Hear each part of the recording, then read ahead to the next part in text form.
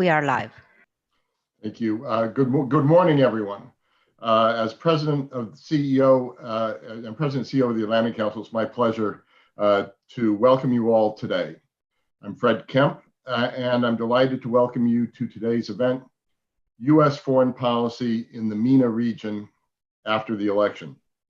As you might well know, in these final, now less than 2 weeks ahead of our election, there's not much else we're talking about here in the United States, and I understand also in newspapers in Italy, it's been one of the leading stories.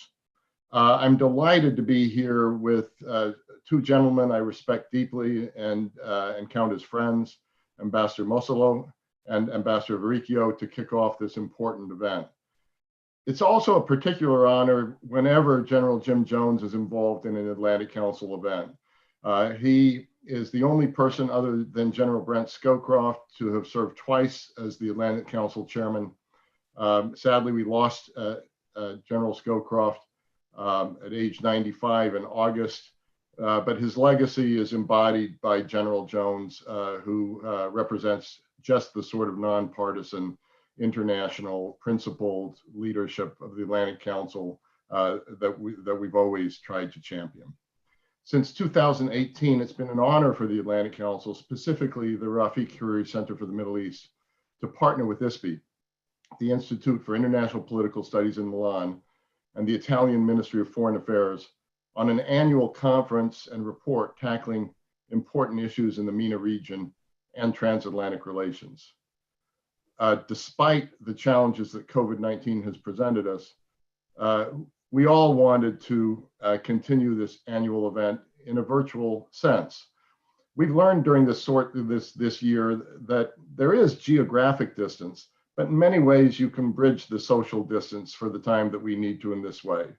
Because of the increasing challenges that COVID-19 poses to the region and the world, it's even more important than usual to convene such events. And the Council has been doing so since March of this year with unwavering commitment to being a platform for experts, analysts, and government officials to inform the public and the policy community on the issues that matter most. This event and the report that will be released later this month would not have been possible without the generous support from Fincantieri and ISPI. A special thank you goes to ISPI President Gianpiero Mosolo for his continuous collaboration and participation in our joint ventures.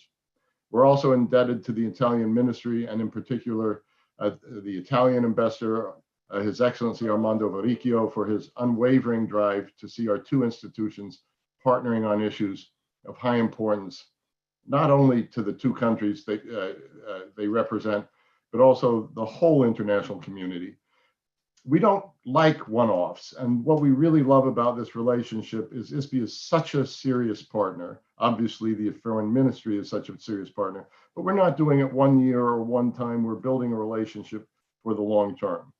This event represents one of several regional meetings ISPI and the Italian Ministry of Foreign Affairs and Cooperation have been hosting as part of the 6th edition of the Mediterranean Dialogues. We're honored to host these important discussions, and I look forward to tuning in to the panels that will begin shortly after these introductions. Ambassador Mosolo is the president of the Italian Institute for International Political Studies. Early in his diplomatic career, he served in Moscow and Brussels. He has served in several high-ranking positions in the Italian government, such as Deputy Diplomatic Advisor to the Prime Minister, Deputy Secretary General to the Ministry of Foreign Affairs. In January 2006, he was appointed to the rank of ambassador. In 2007, he became Secretary General of the Ministry of Foreign Affairs, the highest position in the Italian diplomatic career ladder. He has served as the personal representative of the Italian Prime Minister for various G8 and G20 meetings. And then finally, from 2012 to 16, he was the Director General of the Department for Intelligence and Security, the coordinating body of the Italian intelligence community. So incredibly rich career. I turn to him for advice and insight all the time. It is my, let's also include one more aspect of your biography. You are a member of the Atlantic Council's International Advisory Board, which we're very proud of. And with that, let me turn the microphone to my friend, Ambassador Musselman. Thank you very much, Chairman Kemp. Thank you very much, dear Fred. It's a great pleasure and an honor to me to be able to share with you this opening remarks. I pay tribute and I thank very much Ambassador Varicchio as well, the Italian ambassador in the US, and I turn also to General Jones to thanking him for his presence.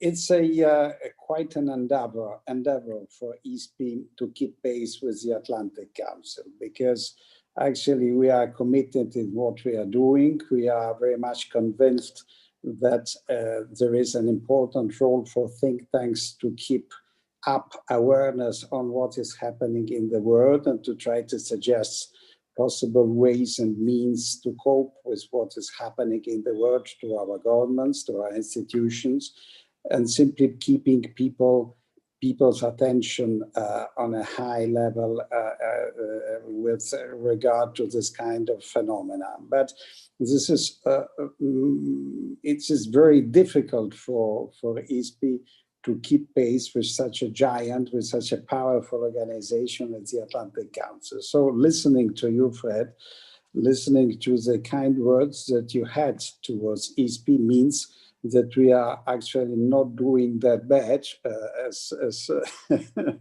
as we are concerned. And this, of course, makes me very proud of our cooperation and of chairing ESP.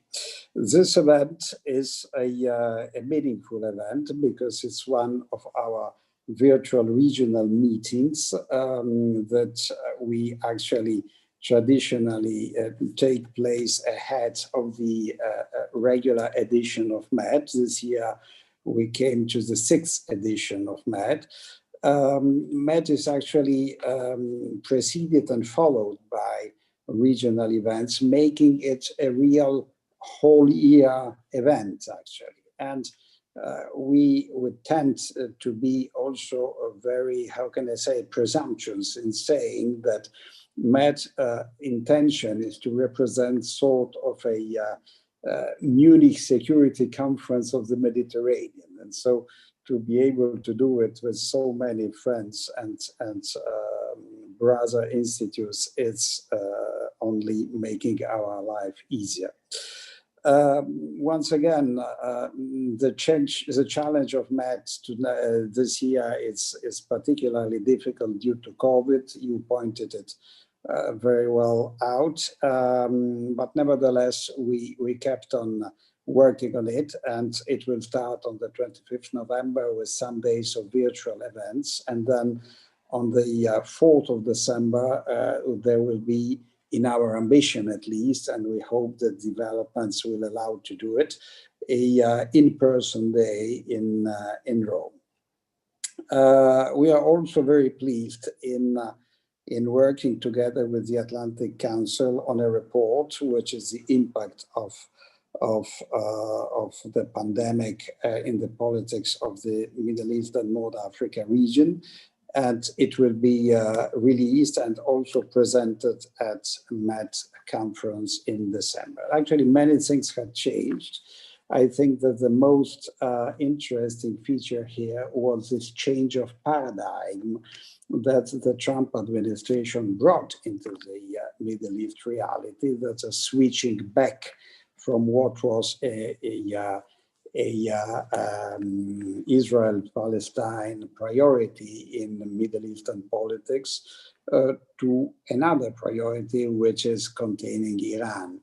And making this a priority meant sort of a revolution in the system of relations in the Middle East and brought to different alliances and innovative events. I'm, of course, referring to the Abraham deals, the Abraham agreements.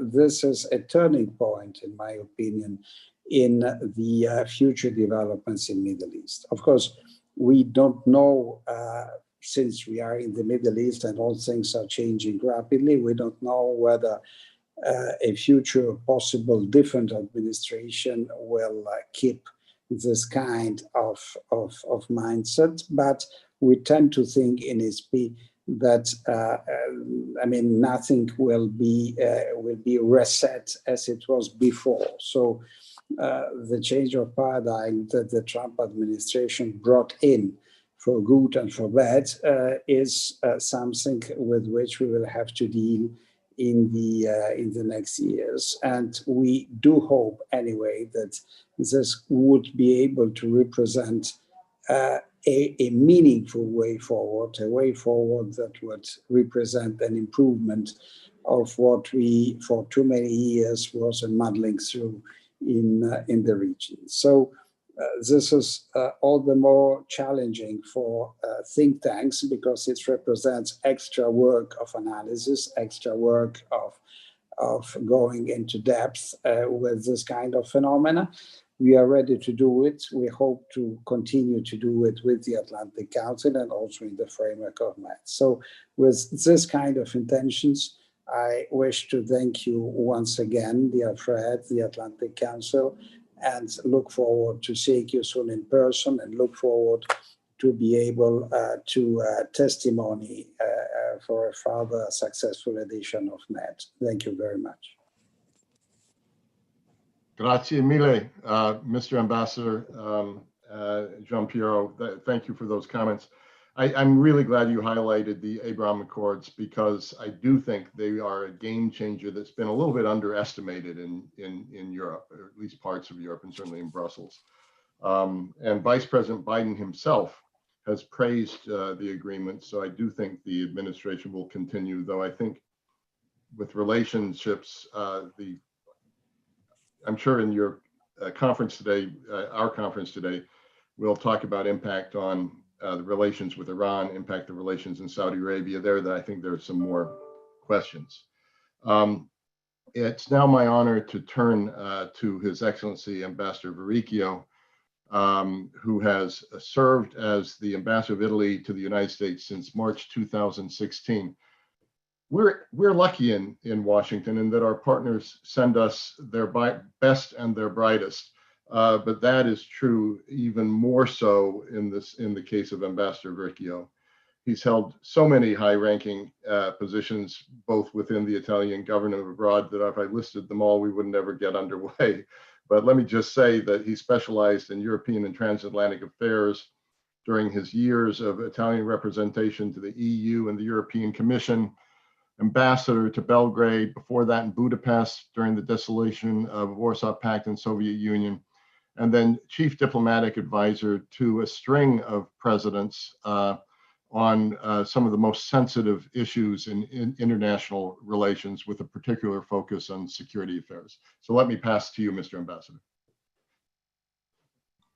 Thank you very much, Fred, for your very, very kind introduction.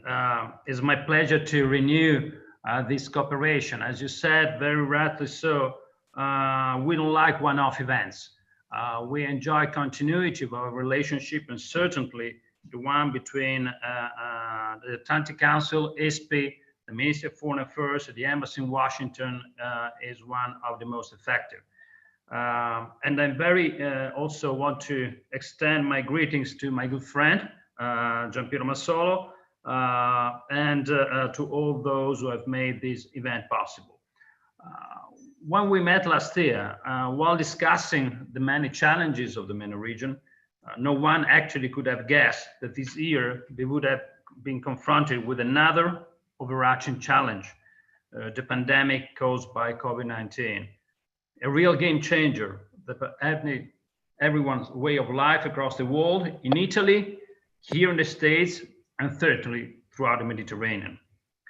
But now more than ever, it is possible, it is necessary rather, to look ahead and to try to redouble our efforts for a regional positive agenda. So this is why today's meeting is particularly fitting and timely.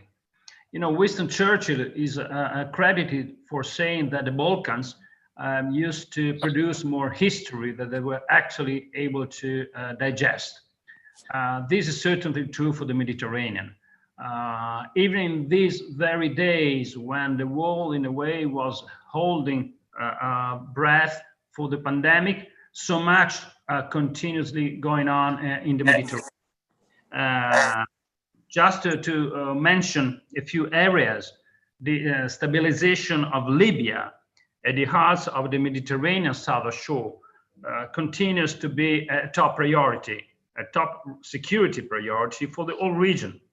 And it is crucial to support the UN effort to relaunch the intra-Libyan political dialogue. This is why I want to take this opportunity to express our appreciation to the acting special representative of the Secretary General, Stephanie Williams, because a window of opportunity is open that must be seized. We received in Italy the main leaders of the Libyan factions. As always, we continue to say that it is up to the Libyan people to try to find opportunities for the country to remain together. And this is why, together with the US, we are against any foreign interventions that might try to transform Libya into a battleground for a sort of proxy interest, proxy wars. But when confronted by the serious economic crisis caused by the virus, we must also focus on how to make the most of all available resources to relaunch recovery in an inclusive manner. And certainly, energy comes to my mind in this case.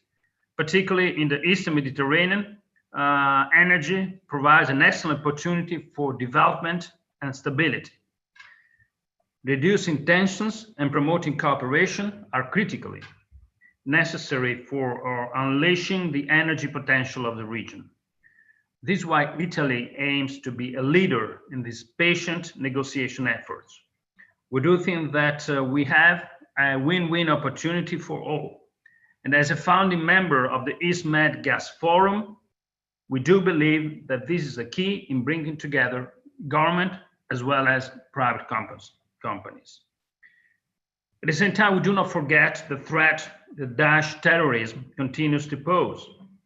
The recent appalling events in France testifies to the importance of our commitment against this cowardly enemy.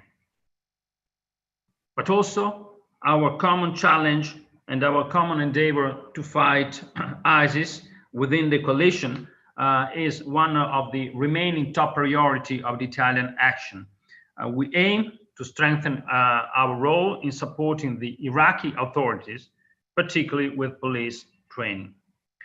We were supposed to host in Naples the big event, a big meeting of the coalition back in June. That was not possible, unfortunately, but we stay committed to make sure that this global coalition remains the backbone of our shared fight against this terrible threat. But I would like also to mention a country which is always so dear to our heart, and it is embarked in a process of great transformation, and this is Lebanon. It is absolutely crucial that we continue to support the Lebanese people affected by a number of tragic events, including the one that hit Beirut on August 4th.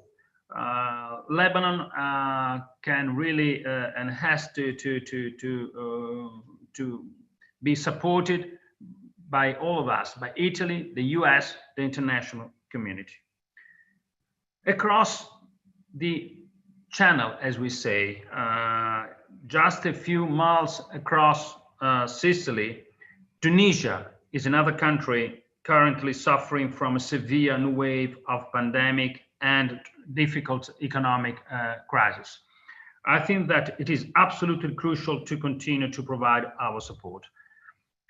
Fred, you mentioned, and also Ambassador Massolo recalled the importance of the Abraham Accord.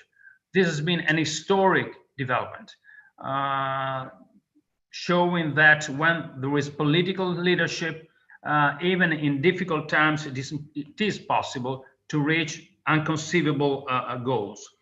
And I think that this is something that has to stay, and that we are particularly pleased that the Abraham Accord have been met with a bipartisan support in Washington.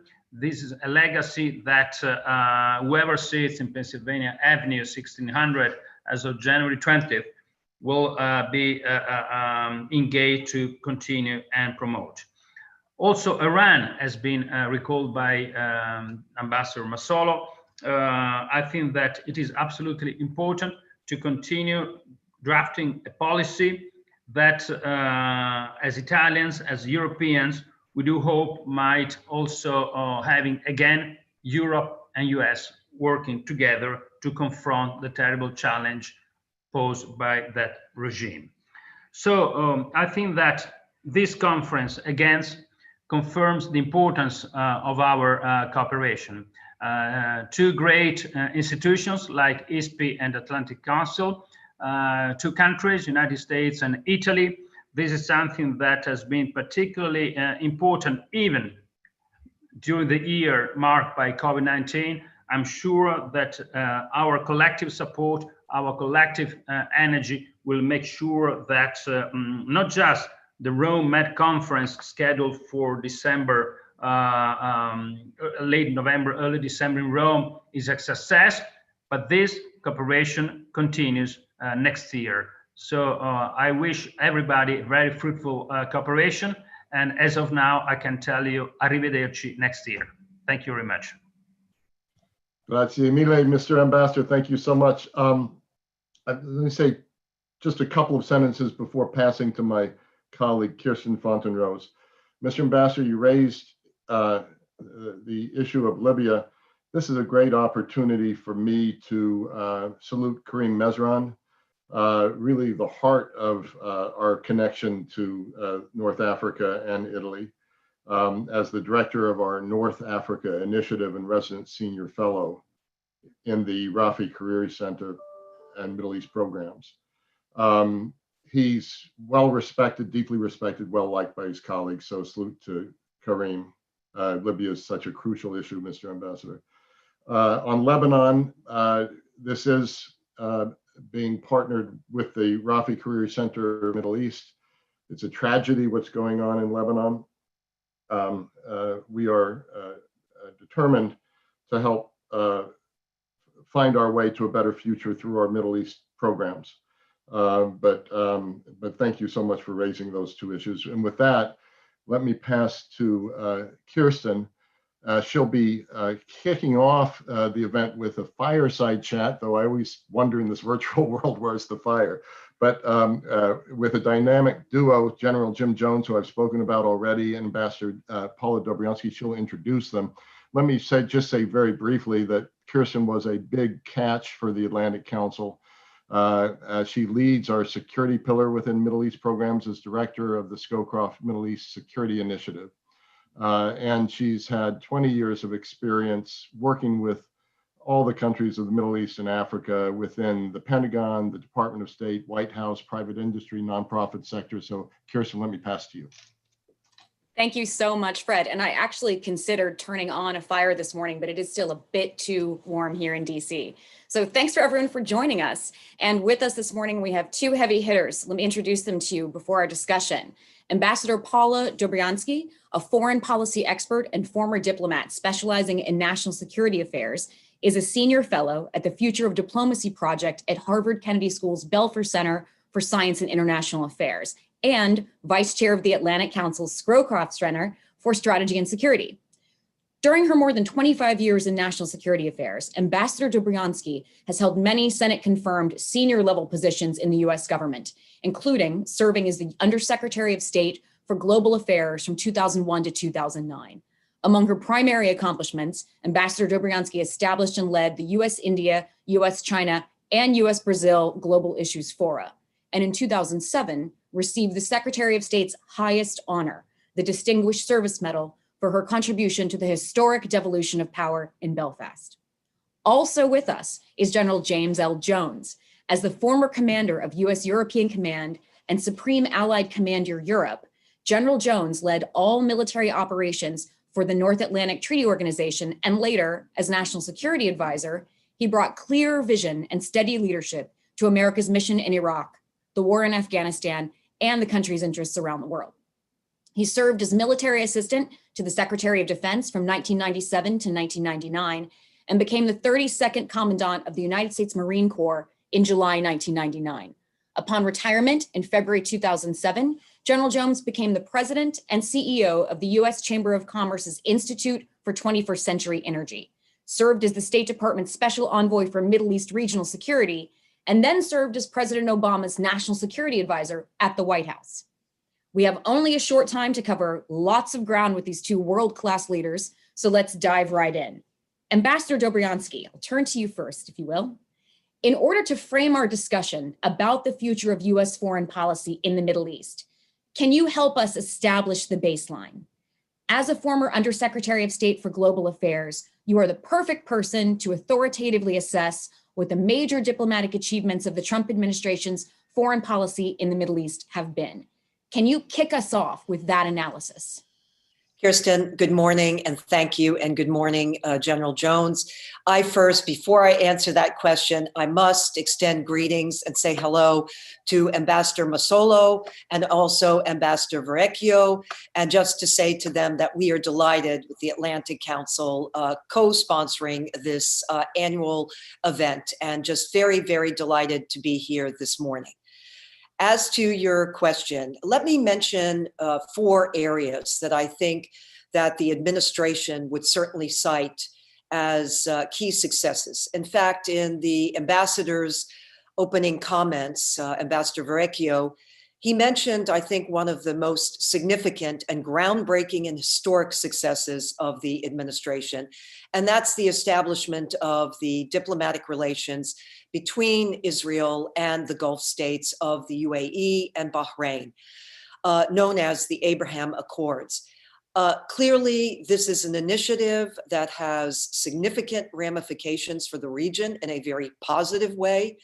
The kind of economic benefits that will flow from it, I think, will be immeasurable and also significant in terms of the establishment and solidification of stability. That would be my first. The second one that I would pick out is one that was a campaign promise. President Trump had mentioned at the very beginning, 4 years ago of his term, that he would move the U.S. Embassy to Jerusalem. There have been presidents before him, Republican and Democrat alike, who've made that promise, and then it didn't unfold. The administration sees that very much as a success and as a promise that was well kept. The third one that I would pick out would be relevant to the demise of ISIS and the caliphate. Here, I don't need to overstate the ramifications and the importance of that. And then finally, I would say that the ambassador, in fact, had mentioned the issue of Iran. The administration's maximum pressure campaign, which was very steadfast and very consistent, as all of the participants here know, that the administration upfront said it was not going to go down the path of the JCPOA. There are differences over this issue, but the administration, and I think rightly so, views this as a success. It has been consistent in its approach in dealing with Iran. It has definitely impacted Iran. As we know, the regime has been denied more than $100 billion in oil revenue. The country is in acute recession. Inflation, according to the IMF, has soared to over some 40%. And the rial, the national currency, has also lost more than 60% of its value. And then even finally, in terms of crude oil exports, it's been cut by 80%. So I would identify those as being some of the key achievements of the administration.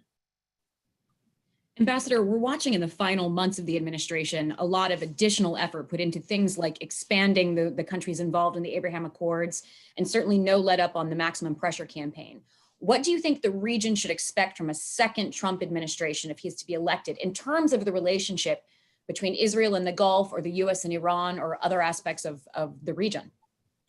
I think that the Abraham Accords and the signing at the White House and the relationship, diplomatic relationship established between Israel with the UAE and Bahrain, I think the next step, and it's already in fact been stated, is to expand that and to actually engage and bring in other countries from the Gulf.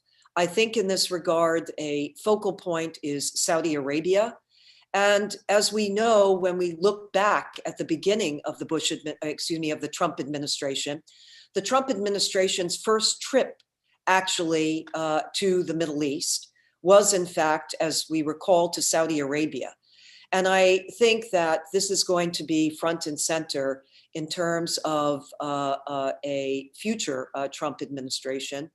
That is what I think that they would have in place and as a priority.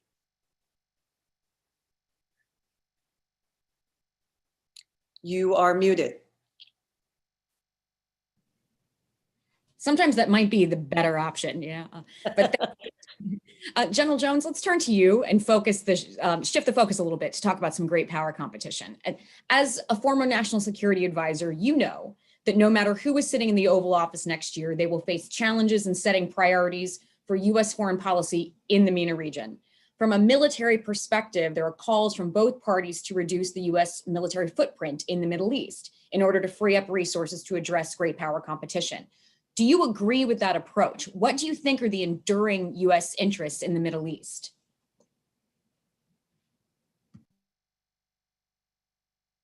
General, you are on mute. You are muted. It's an epidemic. I see that. Thank you. Kirsten, thank you very much for your question. And Ambassador Dobriansky, always a pleasure to be with you. And to our two distinguished Italian ambassadors, greetings. It's wonderful to be with you. I think that that there is a need, regardless of which administration prevails in this election, for a rebalanced American presence that bolsters both our not only military but economic and diplomatic engagement in the region in a way that is co-joined with the military engagement. I don't think military engagement alone is going to be sufficient to do much of anything in terms of long-lasting outcomes. As a matter of fact, I think in our country, there really is kind of a bipartisan fatigue about these never-ending wars in the Middle East. And I think President Trump kind of changed that conversation about American engagement in the region by attacking the wars in Iraq and Afghanistan. And that's something that the progressives in the dialogue that we witnessed today generally agree with him. So regardless of who wins, there will be less appetite for major sustained US engagement in the region from a combat perspective, but that doesn't mean that there should be a lessened US engagement in the other areas that define our whole of government approach to problem solving. But I think it's important to point out that great power competition also plays out in the Middle East and North Africa among its own member states. Russia is back in the region as a military player, despite the fact that people quickly add that it's a declining power. China is a huge economic player and will continue to be so. So the United States just can't afford to disengage from the region simply because of its major power competition with China. As a matter of fact, if we have an ambition to remain a nation of great consequence on the globe, we have to engage rather than disengage, but perhaps do it in a little bit different way than in the 20th century. The US also has ongoing interests in the region, whether it's our alliance with Israel, the region's status as an energy producer, or even the data and telecommunication links between Asia and Europe that traverse the Gulf is very important. And generally, it's my observation that the region generally prefers economic and military cooperation with the United States over any other partner. So there is a continued appetite for ongoing US military engagement and presence with the region to develop a true partnership capacity. An appetite for US military equipment and for US forces in places like the Gulf has been a longstanding measure of reassurance that the United States has a serious commitment. And lastly, I would say that the US needs more help from our allies. We need our allies in the region to translate the huge amounts they spend on defense into real capabilities. Formations of a NATO-like structure in the Gulf has been discussed. And we would welcome, I think, more European engagement in the region in a more cohesive manner to affect the changes and the relationships that we want to have for the foreseeable future. There's a lot to dive into there, and we'll get to several of those topics. I hope if we have time, I'll go back and start with one of the first comments you made, and we'll build up to some of the others. Touching on Russia and China, Ambassador Dobryansky, if I can turn to you, both have been increasingly making inroads in the Middle East, and there's a perception the US is withdrawing from the region with these major powers filling in. Where do you see this dynamic going between a desire to withdraw and a need to compete with China and Russia?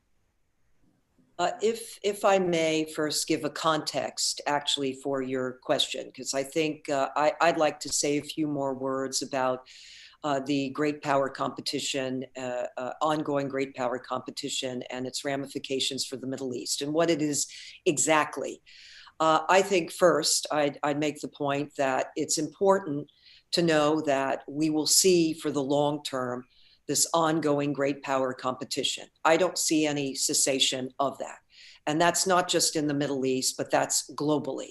Both China and Russia are united in their effort in seeking to minimize, if not marginalize and diminish US power in the Middle East and in elsewhere.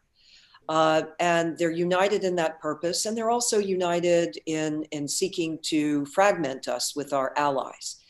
It's worth saying, secondly, a word about what are the Russian and Chinese goals and objectives in the region. In terms of Russia's interests itself in the Middle East, they have been very long-term and they've been strategic. We know, as for example, in the case with Syria, Russia has been very concerned about its military assets, its bases. So there's a military component and underpinning and a geostrategic underpinning. There is also, from the Russian standpoint, relative to energy, also a component, but I think it is overtaken, or it's secondary, should I say, to the first. And then I'd add a third. I think we have also witnessed the fact that Russia itself economically is in dire straits. I think that here, having its engagement internationally has offset what is happening at home. And so here looms the Middle East and its engagement in a crisis situations. As for China, China is a bit in contrast here, because I would say that China's presence in the Middle East has really been broadened and deepened over the last decade, and primarily and fundamentally in the context of commercial investment ties and also infrastructure. We have seen where China has invested, particularly in port-related facilities, for example, as with other kinds of infrastructure projects. The reason why I give this as a backdrop, because I think one has to understand the balance for the United States in knowing and recognizing what is before us. General Jones well articulated how for the United States, there is a keen interest, and certainly on the part as articulated by the Trump administration, in burden sharing. that as one goes forward in dealing and grappling with the crises, and not just in the Middle East, but elsewhere, and as we know with the NATO alliance, how important it is to have burden sharing. And then very importantly, that the United States, in terms of its own investment and bringing troops home and what it puts into crises abroad, is very much moderated by that investment by others. But at the same time, as I described, there are security concerns. So in that sense, I think what the United States will continue to do is, on one hand, to look at what investments we make in terms of our own blood and treasure, to press forward with encouraging our friends, our allies, those in the region, as well as our friends and allies, for example, in Europe, in also coming and stepping forward and working on these crises. That way, I think that the United States will continue to sustain its important leadership role, but at the same time in a way that does not have the kind of drawdown that has existed on its own resources. So that balance, I think, will be maintained going forward. So what it sounds like in terms of the engagement is that they're very divergent in terms of approach between Russia and China. I know that you recently wrote with former National Security Advisor Steve Hadley a strategic insights brief published by the Atlantic Council on the alignment between China and Russia. What are your findings on that strategic alignment? Do you see that alignment playing out in the Middle East, or do you believe their approach will remain divergent? What we had indicated in that strategic insights memo is that, first of all, you can anticipate and expect that Russia and China will be aligned for the long term in terms of their broad strategic goals. And they're united by the goal I mentioned earlier, and that is specifically the diminishment, marginalization of US power abroad.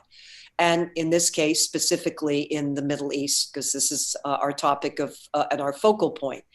But secondly, what also unites them is also the fragmentation of our relations with our allies, with our friends. And we've witnessed that playing out, and not just only in the Middle East, but in other regions. So the first point is we're in for the long term in that regard. And the United States must be vigilant and must actually think of the most effective strategies of going forward in not just competing, but also being and going on the offensive in this case. And it has. Secondly, I would say what we also emphasized in the memo is that although they are aligned, that doesn't preclude that there will be tensions between Russia and China along the way. As we know historically, both have had moments, breaks, and also they haven't always agreed on a specific path. And I did articulate and take the time to indicate what are some of the differences of their own approach in the Middle East. And certainly in the case of Russia, it definitely is more dominated by military considerations and its military assets, in contrast to China in this case. Having said that, that brings me to the third and the last point. What we also emphasize is that for US policymakers, it's absolutely essential to be very apprised of this alignment. We don't see it, and we didn't define it as some have termed it as a marriage of convenience. We don't see it. That's rather short term. On the other hand, we didn't go so far to say that it is an alliance. Although, by the way, I believe that Putin, when describing it, had described it as an alliance. But we look at what the actions are. And as I indicated, there have been some differences and there have been some tensions. So what we have defined it as is an alignment, and policymakers have to take that into account in their various policy positions going forward. Thank you. General Jones, in addition to great powers and sometimes in cahoots with them, there's another actor on the border of the region that has an outsized impact on events within the region, and to Ambassador Dobriansky's point, is often the source of tensions between America and her allies, much in the same way that Russia and China can be. And this is Turkey. One challenge for the next administration will be re-engaging productively with Turkey. Turkey's a major US partner in the Middle East, as well as a NATO ally, but there is divergence at times between Washington and Ankara over issues like Turkey's involvement in Syria and Libya and its relationships with Russia and Iran. How should the US approach, revamp its engagement with Turkey? You know, how should we be looking at a new administration taking a new look at how we handle that relationship? Thank you, Kirsten. Just to follow on with Ambassador Lubriansky's very, very good comment, I think that regardless of whether it's a Biden or Trump administration, there needs to be a restatement of intent on the part of the United States and commitment. And once that is done, and it should be backed up by tangible evidence that we are serious about what we say we're going to do and what we mean when we talk about engagement with our allies, that it's not a flavor of the month type of engagement. It's actually real commitment. And I think that's been missing for the last couple of administrations. I think the Trump administration has actually done a little bit better in that regard. But as to the Turkish question, as the former chairman of the American Turkish Council and as a former NATO official dealing with Turkey, let me say that there are no easy answers to that particular issue. The S-400 question and the President Erdogan's assertive behavior in the region are difficult questions politically. Turkey is going to remain a complicated partner, but it's important to think of them as a long-term ally and to maintain that relationship, and not just from a military perspective, but also from an economic perspective as well. We should focus in the relationship as we have been doing. As you know, both presidents have set a goal of $100 billion in trade between both Turkey and the United States. That's very ambitious. We're nowhere near that right now, but at least there is a marker out there for us to try to achieve. This is a possible bright spot for U.S. engagement. The United States has become a major exporter of LNG for Turkey, for example. That's also a good story. We can broaden our engagement. The political leadership of Turkey is not all of Turkey. The U.S. should focus on campaigns to engage, I think, Turkish civil society.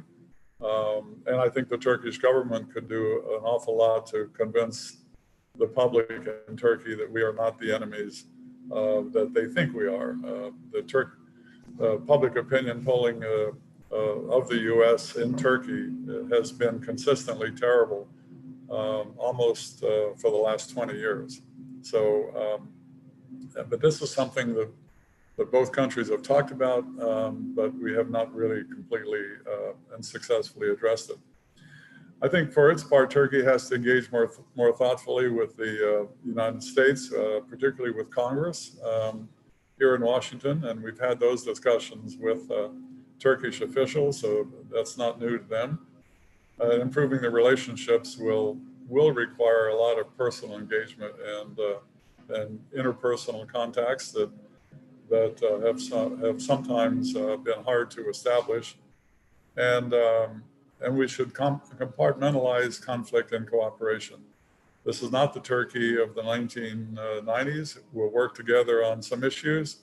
We'll challenge each other at times, but we have to get used to that reality. And hopefully in time, the political divergence that we witnessed in the last several years will also find its own path towards a more common and more traditional relationship. It is an extremely important relationship, and we need to focus on that for the future, not only for the bilateral aspect of it, but also for the behavior and capability of the North Atlantic Treaty Organization. As you know, Turkey has a very, very impressive military capability, and it's one that that we need to have in consonance and harmony with NATO itself. Thank you. Ambassador Dobryansky, General Jones touched on LNG briefly, and just last month, the new East Mediterranean Energy Forum was launched. This forum will promote natural gas exports from the Eastern Med. It includes Egypt, Israel, Jordan, Cyprus, Greece, and Italy, but notably does not include Turkey. What are the prospects for the forum, and what are its implications for the Middle East outside of these nations? Thank you, Kirsten.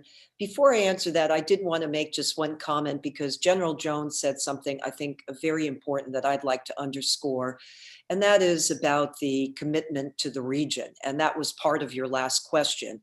And I wanted to say and point out that for the United States, and particularly looking at the Abraham Accords, how it really has underscored, I think, an engagement that is a very sustainable and significant engagement in terms of our relationship with Israel. Because I look back in the past period, not during the last 4 years, but before, there were tensions in the relationship between the US and Israel. I think that has really been solidified. And also looking at the Gulf states and the other countries in the Middle East. And I think it was an important point he mentioned. And I also want to just say that how crucial the region is. And I think that particularly that recent signing, not only is it groundbreaking and historic, but it underscores a commitment and our engagement in that process. Let me go to your question. It's exciting. And I was glad to hear Ambassador Verrecchio address this in his opening comments about the East Mediterranean Energy Forum. You have 6 countries, Egypt, Israel, Jordan, Cyprus, Greece, and Italy, and then also the Palestinian Authority that are part of this. It has so much prospect for this area. Not just only obviously in the context of energy and energy resources and how crucial that is in this case, but also the economic benefits that will also flow therefrom, and also the political benefits, I think, for the region that will flow therefrom. As I understand it, also that France, the United States and the EU, there's discussion about observer status relevant to this forum. So that too is, I think, a very important component and development. I think that this will also enable Israel to be able to strengthen ties with its Arab neighbors in a very constructive and very practical and concrete way that's beneficial to all. And I think it will also, it has another dimension, and that is being able to promote cooperation not only from the Arab countries, but also with the European countries. In a way, this is truly a kind of first of its kind arrangement where countries are, exporting gas to Jordan and Egypt with a kind of $30 billion value.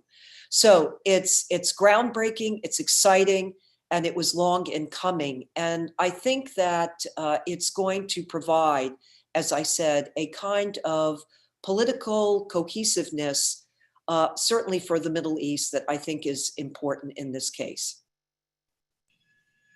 I almost want to end there just because it's so nice to hear good news about the region. But we'll go on and perhaps on a bit more somber topic. Ambassador, if I can stay with you for the moment. Threats from Iran. They've been a major focus for the Middle East for several administrations, both in terms of the nuclear threat and Iran's foreign policy of supporting proxies and supplying weapons across the region. What do you think will be the biggest priorities for the next administration when it comes to Iran? Well, I think the priorities remain, and they've been front and center, and they remain, and that is first and foremost preventing Iran from securing nuclear weapon capability. That's of concern to all of us. Also, secondly, is a concern that's not just shared by us, but it is by all of our friends, allies, and those in the Middle East. And that is stemming Iran's active support for its terrorist proxies who have wreaked havoc in so many countries. Ambassador Verrecchio had mentioned in his opening comments, he had made a comment about the concerns about Lebanon. The support that Iran has given to Hezbollah really just is tragic. That's a country that can thrive, and regrettably and tragically, where it is, it doesn't have to be there. So the second is stemming Iran's active support for terrorist proxies. And then the third is the development of ballistic missile capability. I think those are the three very front and center issues that are on the table and remain of concern. Thank you. And both presidential campaigns have spoken positively about their desire to engage in diplomatic talks with Iran if elected. Do you think there's the possibility, regardless of who's in the office, of a major diplomatic breakthrough with Iran, either between the US and Iran or between Gulf states and Iran? In my view, I know that there will be, in this case, a steadfast support of having maximum pressure on Iran. Whether it diplomatically comes to the table, I can't speculate on that. But what I will say is that the fact is it's been given opportunities to come to the table and to engage, and it hasn't. And I think in that context, the maximum pressure campaign is such that it has to be sustained because in terms of the course of action that Iran has pursued, it not only impacts, of course, our friends and allies, those in the Middle East, it impacts our European allies, friends, it impacts our national security interests. So I would just simply say, as to whether there's a diplomatic option in either direction, they've been given ample opportunities to come forward and to engage. And as we know, for example, with the Trump administration, they have put forward very specific points to engage on, have offered to have dialogue. And, I think that the responsibility rests on the Iranians for not coming forward, which is unacceptable. Kirsten, I agree with that entirely. I think that within the next 3 to 5 years, could be longer or shorter, I think the regime in Iran is likely to collapse from within. And that would be a very good thing. I don't think Iran has shown any desire to join the family of kind of civilized nations. And I think the Iranian leadership should be excluded from some of the international organizations that they participate in. They are not going to change, I don't believe. And their record on human rights is atrocious. And I think the leadership ought to be more, in many dictatorships that violate human rights, ought to be more systematically isolated from the global community until there is change generally from within. But I think the pressure that we are putting on Iran is going to accelerate the possibility of a change in the regime. And I think it will come from the people of Iran, who deserve a lot better than they're getting. And Kirsten, if I may just jump in on that last point on General Jones, if I can, he mentioned the people. And what's also striking, the Iranian people have gone to the streets, they have spoken, and they've spoken also about the rampant corruption that exists within the regime. And I think that not only the maximum pressure campaign has, as I articulated earlier, is having a very directive effect. You could see the results, but I also think it's been significant, the voice of the Iranian people and the fact that they have exposed the rampant corruption.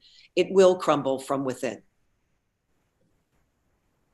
Thank you. Important thoughts there for our European partners to hear. I'm going to bring it back to the home hearth now, General Jones, with a question for you that's really narrowing the scope to kind of US thoughts. A difficult puzzle for the Department of Defense in a next administration will be covering down on all of the competing priorities in the National Defense Strategy, many of which we've discussed here. Now that COVID response has required shuffling resources and amending deployment and exercise plans, but has not resulted in a decrease in any of the threats identified in the NSS or the NDS that we've talked about today. Do you believe restructuring beyond moving budgets and manpower slots will be required in order to do this? And if so, what do you envision being necessary? Well, I love this question because it's something I've thought about for many, many years. First, I think this is an opportunity to talk about reforming U.S. engagement in general. I'm of the opinion that we should restructure what we call our combatant commands, which is a name I don't like.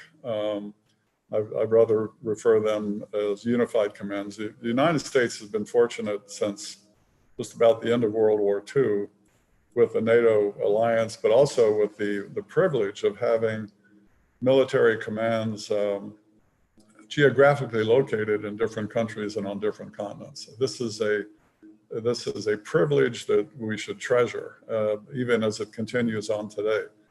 Of late, in the last 10, 15 years, 20 years maybe, there's been a tendency to try to bring some of those commands back to the United States. I think of the U.S. Southern Command, for example, which is now in Florida, the United States Central Command, which is also in Florida. Fortunately, the European Command and the Pacific Command are still located in the regions that they hope to be able to work in. We created a new unified command called AFRICOM. I believe it should be in Africa, and I think there are ways that we might be able to do that, but it is in Stuttgart, Germany, as you know. But I also think that it's time to make these commands a little bit more representative of the whole of government approach to our international relations. I believe that we should have a very senior ambassador assigned to each geographic organization. I think we should have senior representation from the interagency, particularly commerce, energy, and the like.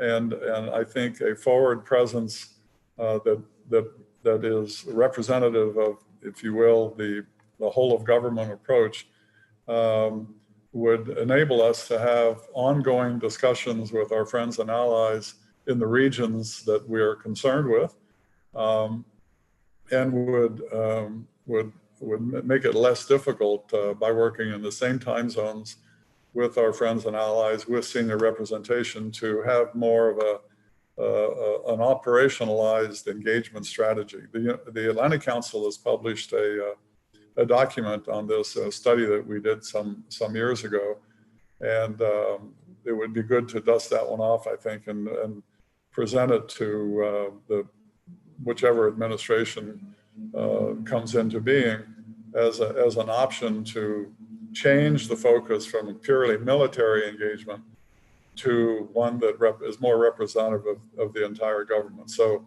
second, I think, as I mentioned before, I think the United States needs more from our friends and allies.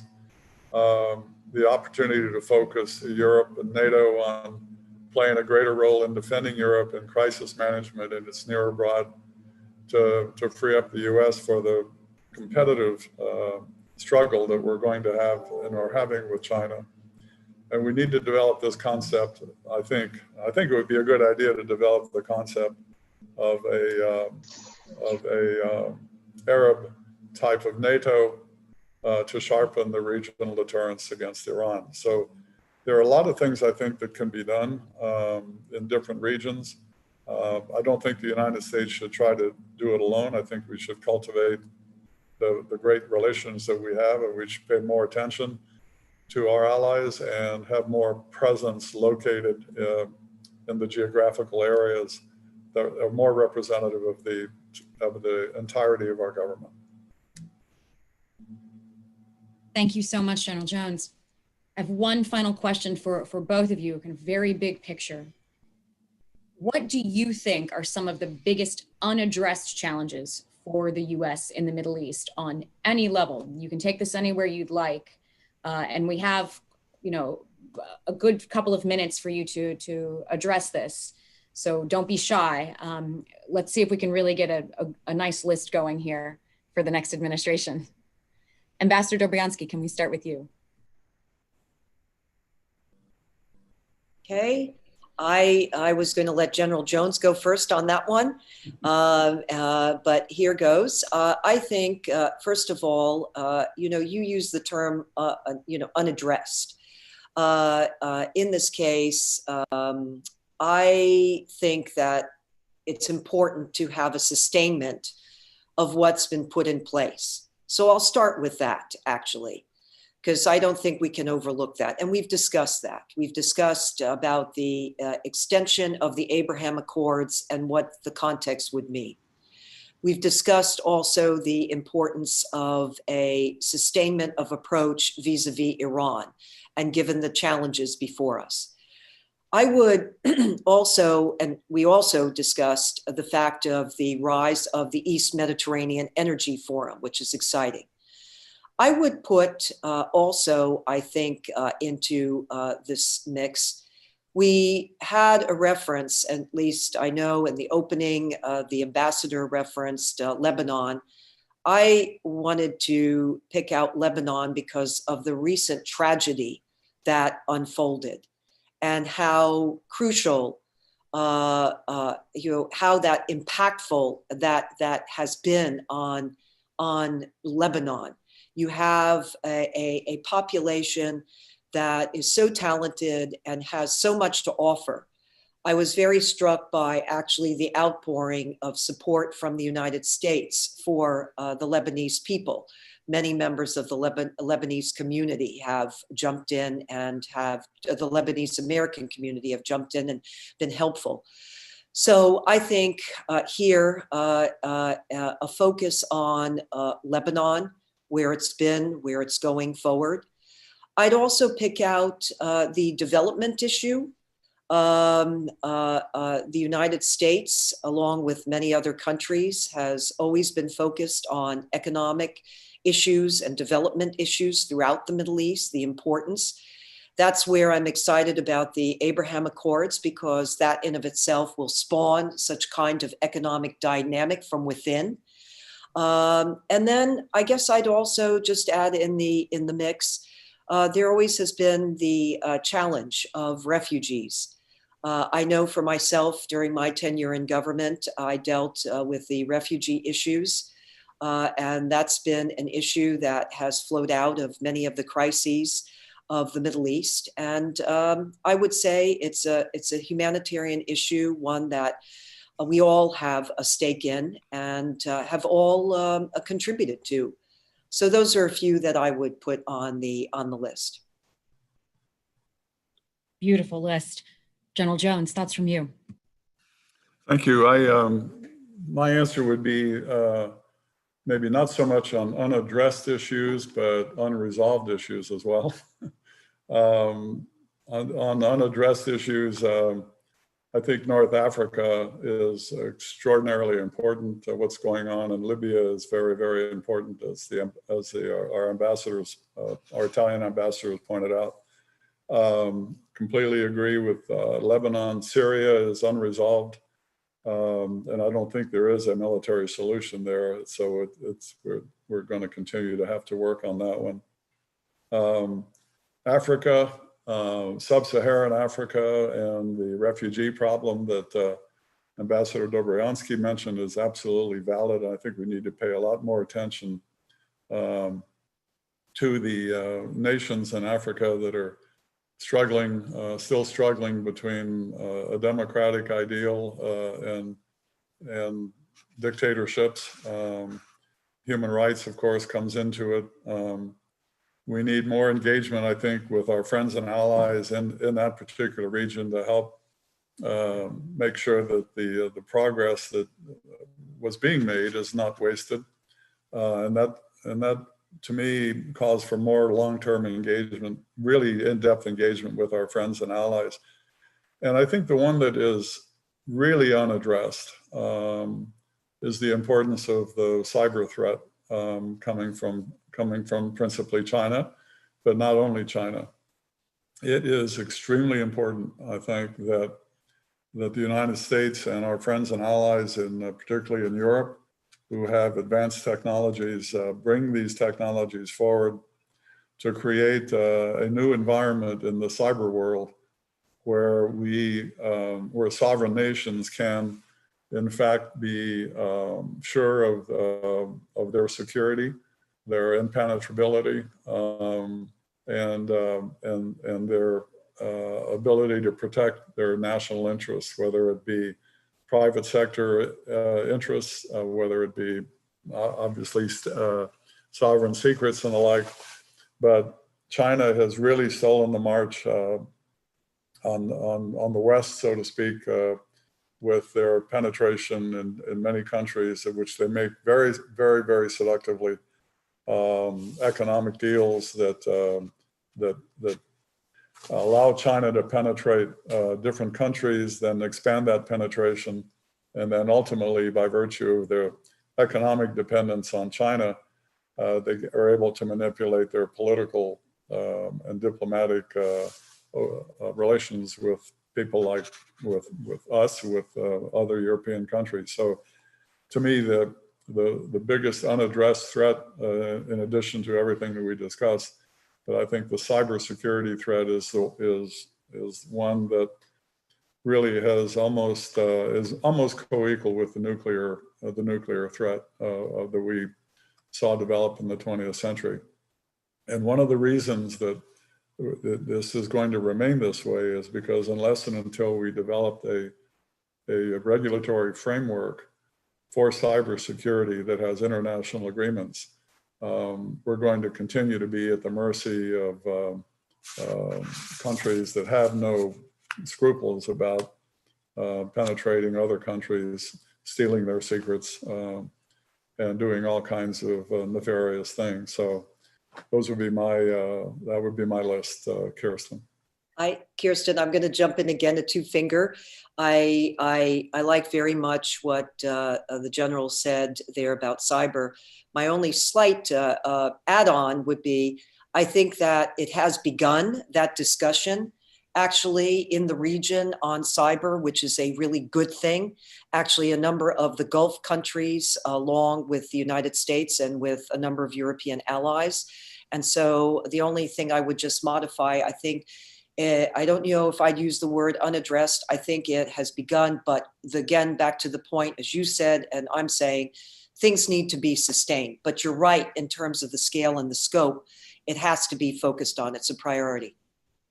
The question that, if I could just add on to that, the question that that I hear most often in different countries on cybersecurity is, okay, we accept what you say about the Chinese technology and the risk that that poses if we adopt this technology. But what's your answer, U.S.? What is it? What's your solution? And I think in the United States, we need to answer that question with better organization, better interagency cooperation, and, if you will, kind of a John F. Kennedy moonshot type of organization where public and private sector interests come together to develop the technology, which is out there, by the way, that will provide our friends and allies and organizations like NATO a secure, impenetrable capability that is applicable to legacy systems as well. And so this will be an exciting time. I think Ambassador Dobryansky's absolutely right.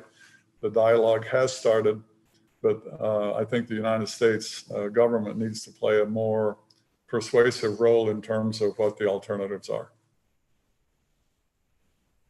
Thank you so much. This discussion has been ripe with recommendations and lots to think about. As we close, I'd like to give each of you a chance to make any final comments to our European partners.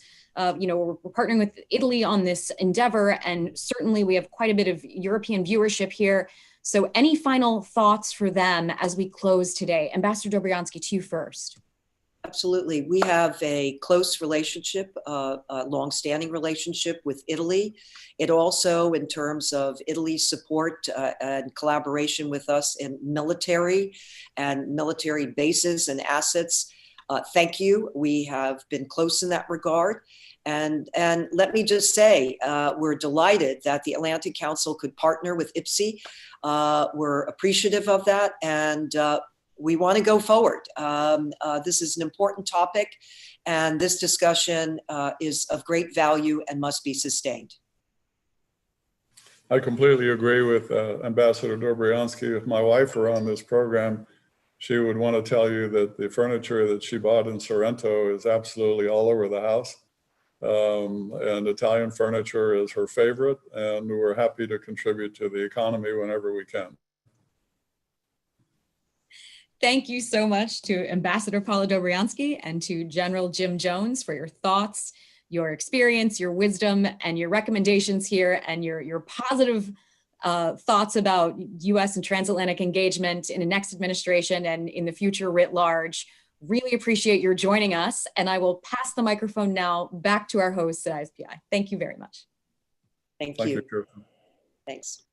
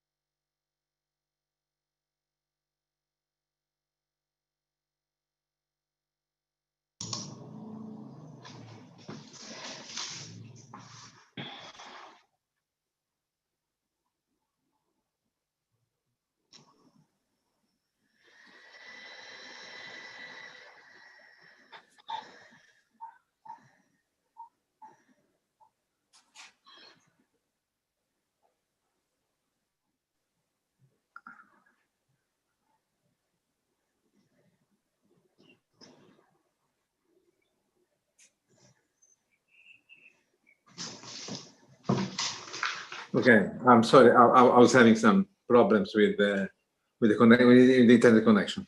Thank you very much, Kirsten, for the previous panel. Really excellent.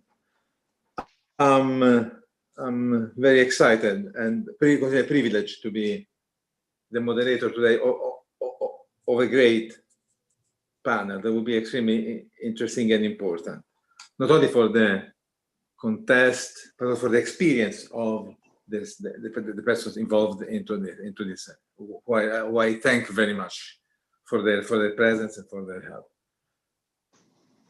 Since we are getting short of time, I'll go directly to the panel, and I will briefly introduce each one of the experts that are coming, and then we go directly to the questions.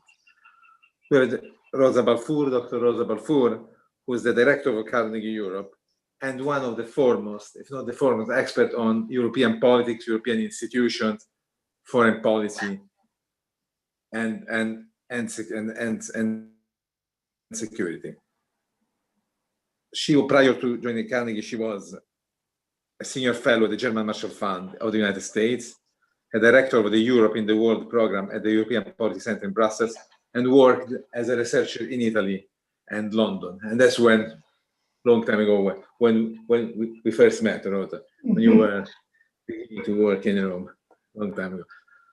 Jeffrey Feldman is a visiting fellow in international diplomacy at the Brookings Institution and a senior fellow at the United Nations Foundation, where he examines the United Nations and other mediation efforts to draw lessons about potential improvements on multilateral conflict prevention and resolution, which is exactly what we need in these people, in this moment in North Africa.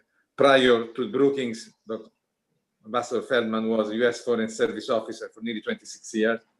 He served as the US ambassador to Lebanon and Assistant Secretary of State for Near Eastern Affairs from 2009 until he retired from the State Department and went to the United Nations as Under Secretary General for Political Affairs in New York.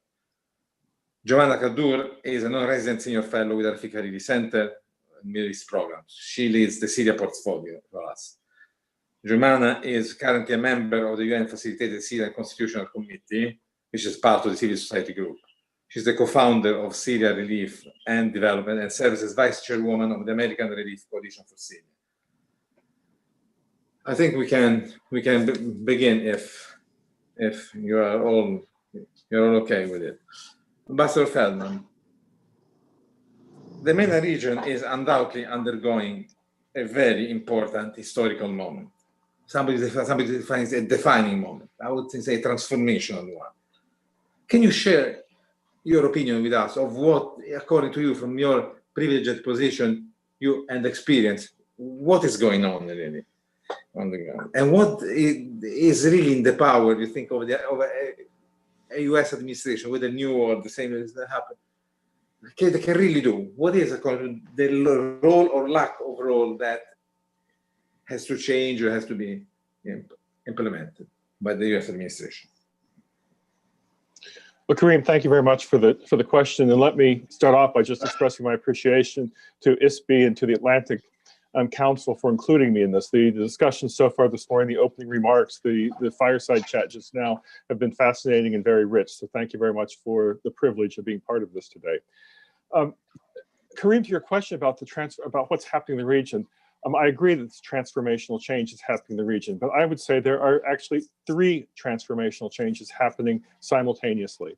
The first is one that the previous speakers have spent a lot of time on, and which is the relationship between some of the Gulf states, notably UAE and Bahrain, and Israel, that might be expanded to others. Now, in a way, this is existing relationships coming out of the closet. I think we know that there have been long-standing contacts between Bahrain and Israel, the UAE and Israel, but the fact that they are now public, the fact that this is now something that can be acknowledged and built on and expanded upon is a transformational change. And it indicates, as other speakers have said, that the leaders of these countries, UAE and Bahrain, and I think others will come along, are prioritizing their concern with Iran over any concern they might have about public opinion, which is still largely sympathetic to the Palestinian cause. And I'll come back to this transformational change in a minute with some additional thoughts. But the second transformational change I see in the region, of the 3 that I would identify, is that sort of U.S. yearning to reduce or change its footprint in the Middle East. The U.S., the sort of instinct that Americans from both parties across the political spectrum have, that yes, we have interest in the Middle East, but that perhaps our footprint, particularly our military footprint, needs to be adjusted in light of other priorities. And this is already, I think, having an impact on leaders in the region in realizing that they need to not rely solely, exclusively on the United States, but also to broaden their contacts with Europeans and others. And then the third transformational change is one that has to do with sort of Arab public opinion. And that is, I think there's a conviction among the Arab street, to the extent that one can generalize, that popular protests need to remain peaceful, that the way that the 2011 uprisings often evolved into violence hasn't worked. And so when you look at the protests in Lebanon, you look at the protests in Iraq, you look at the protests in Algeria, you see a commitment to keeping those protests, which now are affected by coronavirus concerns, but to keep those protests peaceful. I think these are three transformational changes in the region. And let me expand a bit on that first one. The coming out of the closet, as I said, of existing relationships and making them public. The other speakers have said a lot about the potential benefits to these, and I concur. And I think there's a real benefit for the United States to be able to work publicly with a larger group of states in the same room on issues of shared concerns. That's possible because of the what's called the Abraham Accords. But I think that there's an impact, potential impact on the Israeli-Palestinian issues that hasn't gotten much discussion, and that is, think about the fact that the Israeli public moved so far to the right during the Second Palestinian Intifada because of the security concerns, legitimate security concerns the Israeli public had. And that has made an Israeli-Palestinian agreement more difficult. If there's a warm peace between Bahrain and Israel and the UAE and Israel, the way that the Emiratis and the Bahrainis and the Israelis say that they want, will that make the Israelis again think a bit more creatively about their nearer neighbors, about are there ways that they can be more flexible and creative on the Israeli-Palestinian issues? My final point on this is that I am concerned as an American that there is one potential long-term downside to us of the Abraham Accords, and it's probably outweighed by all the positive aspects of it. But that is, will these countries work together at some point against our interests? If an administration has a certain policy that the Israelis and Emiratis decide they don't like, are they going to be able to work more publicly in affecting U.S. public opinion, U.S. congressional support than they could before? So that's one question mark I have about them.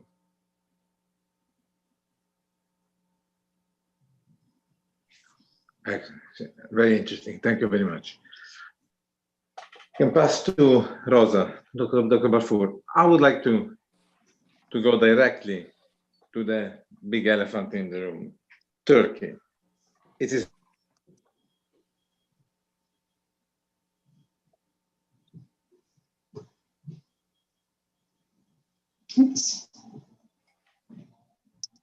How will the EU relationship with Turkey impact the future of the transatlantic relationship?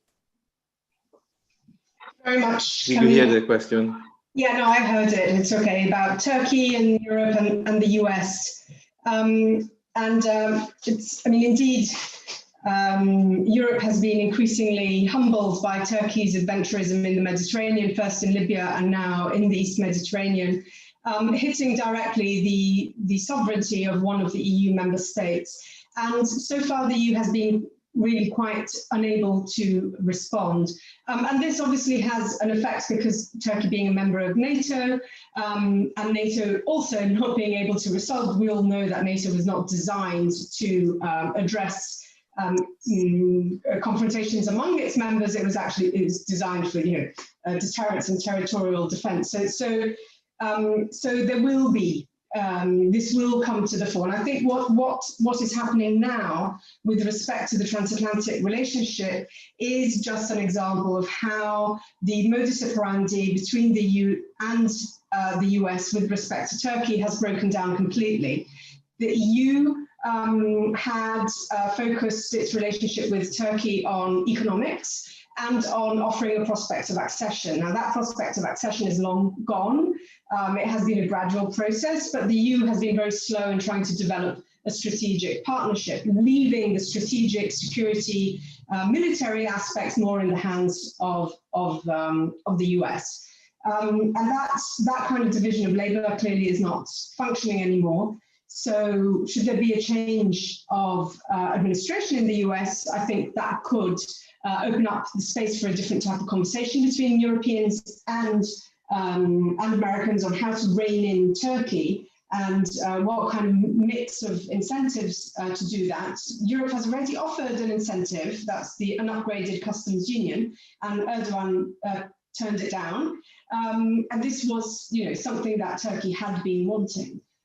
Europe's positioning, Europe's ability to develop a more strategic relationship with Turkey has been basically handcuffed by the fear, the threat, Turkey's threat of sending refugees from Syria and Afghanistan, which are currently on Turkish territory, sending them to Europe, because we know that in 2015, 2016, Europe went through a major political crisis because of the arrival of 1 million refugees from conflict zones. And this has seriously limited Europe's ability to design any strategy that is capable of reining in Erdogan's adventurism at the moment. So I think it would actually take a change of administration in the US, and that ought to trigger a different kind of conversation between Americans and Europeans on how to deal with Turkey's new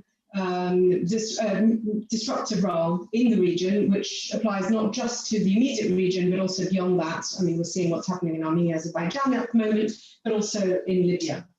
So, the room for manoeuvre for Europe alone has shown to be quite limited on all of these conflict zones. It's been a period in which, be it because of US changes of policy, be it because of a longer term progressive disengagement, it has allowed other actors to come in, and Europe has simply not been able to substitute, to take on some of the roles that the US took on before. So there is a dire need from a European perspective to have a different kind of engagement with the US to talk about the Middle East and North Africa. Sure, yeah, that's a very good point. Giovanna, from your point of view, how do you see this moment in the region? Is it as pivotal as it is perceived here, or you see other action, other factor coming in? And do you see the US as playing an essential part in the turmoil, either by being there too much or not being there at all?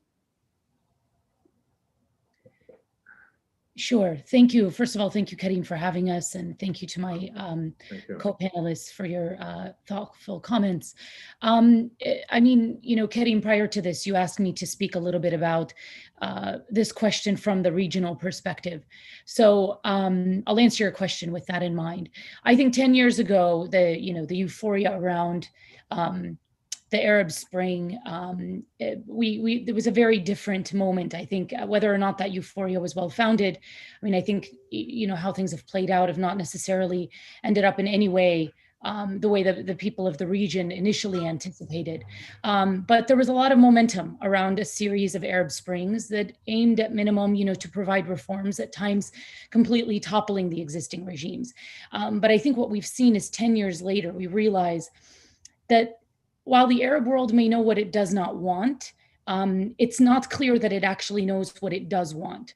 I think on the issues of, destroying or toppling what currently exists, we've seen some of that happen, and we've certainly seen that happen to some extent in Syria, to some extent in Tunisia, to some, to much, in Yemen, you could probably argue that occurred to some extent. But I think in terms of the population itself coming together and coming together on a consensus about what they do want moving forward, I think that's still very much absent.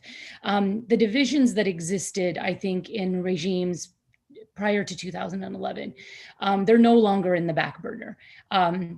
There are very real religious differences. There's sectarianism at play. There's classism, educational discrepancies, the role of religion in the state.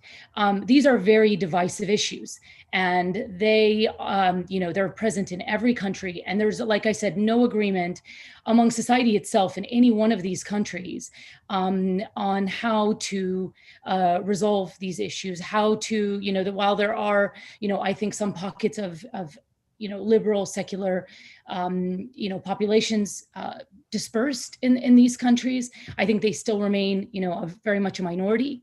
And I think the idea of developing a state based on citizenship is still a we still have a far way to go before I think reaching that kind of moment. I don't want to repeat what my colleagues have said, is particularly Ambassador Feltman, about the role of the United States. We all know that the United States wants to play less of a role in this region. Both parties, this is across the board, especially in these conflicts that have extended for that are now stagnant, and they've been ongoing for, like I said, at least a decade. But at the same time, there has been the United States, in taking a step back, has conceded a lot of territory to other actors like China, Russia, and Iran. And the United States is not prepared to confront these actors head on in the region. It's not willing to go to war to confront these actors in the region. And so part of this has come down to, what role can the US play that doesn't put it directly in harm's way? And that's why I think it's important that we're seeing regional security agreements come about. I think that the UAE-Israel deal and among the the other, we're hearing about Sudan and others, and I think that's going to be vital for the region taking ownership for its own security concerns. But I think there's going to be more and more with time, more onus on the region to take responsibility for not just its own security, but also sorting out some of the very real issues that its societies are dealing with. This is not something the United States can do for it. And while there are nefarious actors who want to meddle with that, I think if the people of the region want to transform this moment from stagnant conflicts into lasting, stable, hopefully democracies, a big part of that responsibility really lies on the people themselves. Excellent. And this raises many other questions all around the dynamics of this reappropriation of their own destiny and their own future of the populations on the ground and the interaction of other external players. Thank you, John. Ambassador Feldman, this is a question that I really have at heart. You have top positions in US diplomacy, but also in the international organizations such as the US.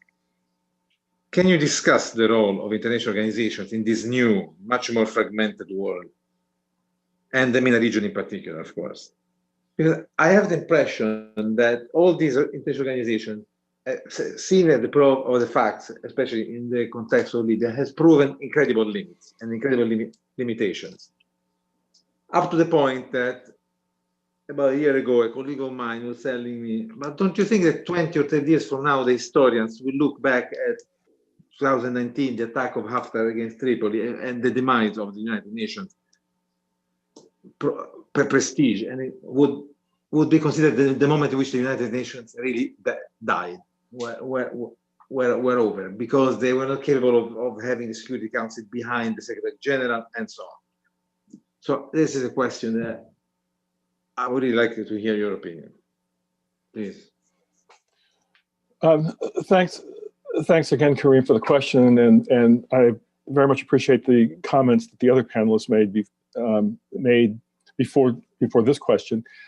And in fact, let me just note, I found it unusual that in the fireside chat with Jim Jones and Paulo Dobriansky, that these questions of conflicts didn't come up until the very end. Paulo Dobriansky made a hint of these conflicts when she talked about refugees in some of her closing remarks. Jim Jones said about it more directly. But for the half hour, 45 minutes that we spent listening to them, they weren't talking about the very real peace and security conflicts that are ongoing in the Middle East and North Africa, which I found to be fascinating. But now the multilateral system. The obituary of the UN at 75 has been written many times. Everyone recognizes that there's a crisis in multilateralism, including the lack of an effective international response to the crisis in Yemen and Syria and in Libya. And the crisis is real, without question. But I also think that many of us who have been writing about the crisis of multilateralism, who've been writing about the UN being on life support at best, were accustomed to a different UN. We were accustomed to a UN in a post-Cold War period. We got used to the fact that after 1989, that we had for a brief moment a unipolar world for 10, 15 years, where the US was basically had the ability to set the agenda, and where the US could use the United Nations and other multilateral institutions as a force multiplier for US policy objectives, and often contributed to global good. But we're no longer in that world. We're now back in a world that's more analogous with the Cold War, where the UN was frequently paralyzed, and where the Soviet Union and the United States would alternatively compete and cooperate in the United Nations, depending on what the issue was. Even in the height of the Cold War, the Soviet Union and the United States joined forces to help defeat smallpox, joined forces to strengthen the IAEA, even while you had Khrushchev, pounding his shoe on the table. And I think that's what we have to look at today, is we're going to have to look at the UN as a place for competition and opportunities for cooperation that we would try to find, not as the type of UN that many of us got used to after '89. Now, the UN wasn't perfect after '89 either. We think of Rwanda, Srebrenica. There are horrible examples of UN failures, but it was sort of the golden age of peacemaking. You had peace agreements, UN facilitated in Central America, Namibia, other places in Africa, East Timor, Nepal, etc. That's not the world we live in today. Moreover, it's not a bipolar world the way that the world was in the Cold War, because countries like Turkey, as has been discussed this morning, are no longer as willing to follow, to be deferential to, say, a US lead, that happened during the Cold War. So you've got regional powers no longer willing to be deferential to their former great powers, and you've got China, US competition. But the other thing is, and this is more, I'm getting to the region, Karim. I apologize for the long answer. Take your time. I think that the post-World War II era, including during the Cold War, is a model for how we should look at the world today. Think about what happened after World War II and the decades after World War II. It wasn't that the UN was expected to do everything. No, there was a multi-layered approach to multilateralism. You had NATO that was based on North Atlantic security. You had eventually the OSCE growing out of the Helsinki process, where you could have discussions about sensitive issues across those Cold War lines. The EU, of course, developed over a series of years. And of course, you had the international financial institutions, et cetera. So you had layers of institutions, each of which had a specific purpose, a specific governing body, but the overlapping nature was complementary. The region lacks this. North America, Europe, they may be under strain now, but the sort of layers of multilateralism with different institutions providing different channels of communication, different ways of de-escalating trade conflicts or military conflicts, those still exist. The region doesn't really have them. The Arab League is not comparable to institutions you see that I've just described. The Organization of Islamic Cooperation brings together a wide group of membership, but it's not the same. So to the extent that you could have a layered approach in the region of different types of institutions, different types of organizations with different goals, you could have increased security cooperation of like-minded states, the way that Jemana was just describing. And you could also have a different organization that started to work on deconfliction across the Gulf. The conversations between the Gulf Arabs and the Iranians on a number of issues, in the same way that the Helsinki process and OSCE did for during the Cold War and the immediate period thereafter. So I really think that the region should be looking at a multi-layered approach of different organizations for different purposes with different memberships, and have a comprehensive approach to peace and security development in the region. Thank you very much. Thank you very much. Rosa Mafud, what when it comes to the Middle East, US policy towards the region has harmed the EU interests, from leaving the Iranian nuclear deal to refusing to play a mediation role in the conflict in the region, to the abandonment of the two-state solution for the Middle East peace process. How do you see the situation evolving after the US elections? Do you think that a different presidency, a Biden presidency, could reverse this trend? And is the EU prepared to manage change in its neighborhood alone without the United States fully engaged? Well, I can easily answer your last question about whether the EU is prepared to manage North Africa and the Middle East alone. That's a no. On some issues, the EU is, if there is a Biden win, the EU is expecting for sure a re-engagement with Iran, with respect to Iran and the JCPOA. But on all the other matters, I think perhaps, given that even in the case of a Biden win, the trend of the US changing its influence and role in the region predates the Trump administration. We saw that already with the Obama administration. In a sense, the way in which the Trump administration shifted the cards on the table it's essentially it's hard for Europeans, admittedly, it's a challenge for Europeans, but perhaps it will prompt them to think a little bit harder about what the real interests are of the EU in the region. And I've talked about the evident limits of European states to act to counter geopolitical actors in the region. But of course, there are also other tools and strengths that the EU can play out. And I think if European states, however divided, and we know there's a long history of division in the relationship between the two shores of the Mediterranean due to history, colonial reasons, presence of diaspora communities in the different countries, different commercial interests, etc. So it's actually existentially quite difficult for European states to do that. But if they were to think a bit harder about what their interests are, they might find that certain consolidated positions reflected perhaps old positions and old commitments and old interests that are not necessarily reflected in the present times. And I'm thinking in particular of Israel, Palestine, and Ambassador Feldman was mentioning this shift has happened despite the fact that public opinion isn't really in favor of that. Well, in Europe, even more so. But ultimately, European states haven't managed to design a policy or a form of leverage that would have an impact on the Middle East peace process, and therefore, what has been happening in the region and the changes that have been introduced may force Europeans to just accept a different status quo, and therefore lead them to thinking differently about what their actual interests are. Of course, there will continue to be very specific interests. We know that Italy and France, with respect to Libya, are quite divided. They have some pretty specific interests.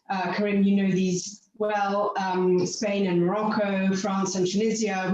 There is a whole patchwork out there.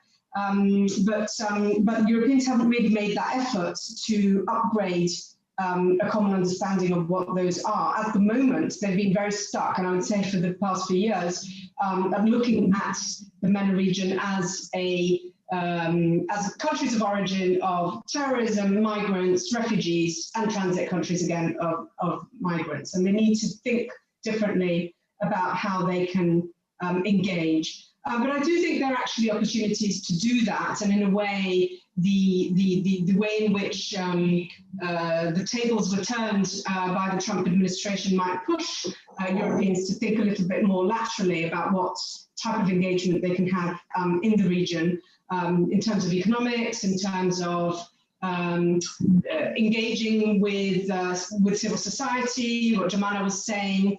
And the EU actually has a history of doing this, and in some cases, even if the results have been disappointing compared to the hopes of the Arab Spring, but the EU has been engaging at the societal level, working with the communities that come from North Africa and the Middle East, living in Europe, be they second generation or more recent. And finally, looking at North Africa, and this is happening, North Africa as the northern part of the African continent, and not just in terms of the Mediterranean region. So these shifts are happening slowly, and maybe we can talk a little bit later about which actual policies can provide these types of opportunities. So yes, the US has damaged European interests, and most importantly, it has divided European member states with respect to their relationship with the southern shore of the Mediterranean and the Middle East. But at the same time, those interests were perhaps carved in a situation that no longer exists in the region. And therefore, some kind of shaking up the context could actually be helpful to jumpstart a different thinking in European capitals about what their real interests actually are. Absolutely. Yeah, that would be a good thing. Giovanna, you have to excuse me for the second question. For you, I was visited by the ghosts of Saheddin Bidar and Michel Aflaq a few nights ago, and talking about Arab nationalism, and I thought that made this connection as that probably what we are seeing today in this demise of regimes, of states, fragmentation. Can we say we are seeing the end of the Arab state, in the sense the end of the Arab majority leadership, developmentalist, interventionist, collapsing in this fragmentation, and then not coming back, not having any chance to come back? What do you think about it? Do you think that there is still some basis to use Arab nationalism to rebuild some of the states, or it's completely gone? I know it's a weird question, but no, it's fine. Thank you for the question, Karim. I mean, listen, I don't know where you fall on this, but I think the idea that there was ever a unified Arab state in any of these states has proven to be a farce. I mean, even the most repressive examples of this, including the Ba'athist countries of Iraq and Syria, were not able to create a unified narrative to actually turn their people into nations. And what we're seeing today is a direct result of that. The Assad regime actually will have its 50-year anniversary next month. I don't think the Syrian people are any more of a nation today than they were before the Ba'athist regime took over. And so that's why when these wars have torn through these countries, we've seen a simultaneous shredding of society. The ruptures that the population was never actually able to work through before, because these regimes pushed for these faux national identities. As I said to the answer to my first question, is that the divisions of ethnicity, religion, class, the role of the state, they were never they're not on the back burner. They were never resolved. The tribalization of Middle Eastern societies that existed before the collapse of the Ottoman Empire are still there. I mean, the remnants are very much still there. And you look at Iraq, you look at Lebanon, you look at Syria, and the tribalism is apparent. And there's suggestions to partition these states into smaller states. I think that they're, I won't, this isn't the place to, support or, condemn such a solution. I think we've, for example, you look at the KRG in Northwest Iraq, where it's, Kurdish held, there's, it's Kurdish dominated, but that does not mean that there aren't some, deep disagreements with other minorities present in, Iraq's most diverse, I think, pocket. And we saw this especially, for example, in the aftermath of ISIS, of the rise of ISIS, when the struggle on Sinjar, and then the subsequent lasting tensions between the Yazidi community and the Kurdish communities in Northwest Iraq that still exists until today. And so I don't think this was created. This wasn't a creation now of the Arab Spring. This is something that existed before. There is definitely lack of trust among all the stakeholders. Strong Arab regimes were not, they never bothered to look at this element, this feature. Basic security keeps everyone occupied with the day-to-day, so that issues like what does citizenship mean, reconciliation between communities, these aren't definitely not on the agenda, I think, in the immediate term.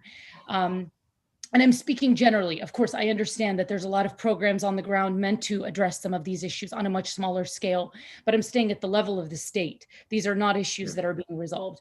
There's widespread corruption that adds to this, serious state mismanagement of funds, of society. And so I just don't think you are going, there's not going to be a savior that's going to come and sort this out in the, quote unquote, Arab world as you posed. I think what we're seeing now is that the Middle East is pockets of different communities, societies, peoples, and going back to sort of the answer to my first question, while the US and the EU can play, I think, marginal role, maybe some, helping hold dialogues or things like that. I mean, I'm not going to diminish those kinds of efforts. I think that they might be able to play some marginal roles moving some of these discussions forward. But I think, the people of the Middle East accepting one another and accepting that they share this space, some of this really comes down to the people of the region resolving it among themselves. And this will take time. I think it's definitely going to take time to resolve. We're not going to see any quick solutions to this, because this has existed for a very long time. These tensions have existed for a very long time. It's probably the failure of the national state creation that we are paying the consequences. Thank you very much, Jimena. Ambassador Feldman, last question. Given the results, I agree, so far only partial, of the Arab revolts of 2011 and following. There's in the phase of the democratization process, or of adopting a pluralist vision as the main essence of the new governance, or the new governance system. Do you feel inclined to buy the UAE's, in particular, and others, narrative of the authoritarian leader as the only possible governance system for the Middle East? Do you think, more concretely, the second Trump administration or a Biden administration would change this? Would tilt America's engagement into different positions or direction? And do you believe that the US, no matter who is going to be the president, will move farther away from the policy of supporting the worldwide expansion of democratization and protection of human rights for a much more parochial and partial policy? Thank you. Kareem, I think your question is a good follow-on to the brilliant analysis that Jumana just shared with us. Because I think the first thing that any administration, whether it's the Trump administration or a Biden administration, needs to keep in mind when looking at this region is modesty. That these countries, these citizens, these leaders have agency, and that the United States may be able to have influence, may be able to have some impact, but the basic trajectory of the region stems from the regional dynamic, stems from the people, the leaders, the history, the politics in the region. And too often, I think that American policymakers exaggerate the role they think that the United States can play. And too often, the Arabs themselves will come to Washington or talk to American leaders and say, if only you would do this, this would happen. And so there's a narrative that comes from both sides that the U.S. is a more powerful actor in the region than, in fact, is the reality. And I frankly don't think it's in the U.S. interest to define the specific types of governments that these countries should have. But nor do I think it's the business of the UAE to be defining specifically what the governments should be. Nor is it the business of Russia or Turkey or anyone. to define exactly what a specific form of government that's appropriate should be for other countries. But I do think that we should be asserting certain principles. And I would hope that a Biden administration, I believe a Biden administration would reaffirm U.S. commitment to certain principles, basic respect for human rights.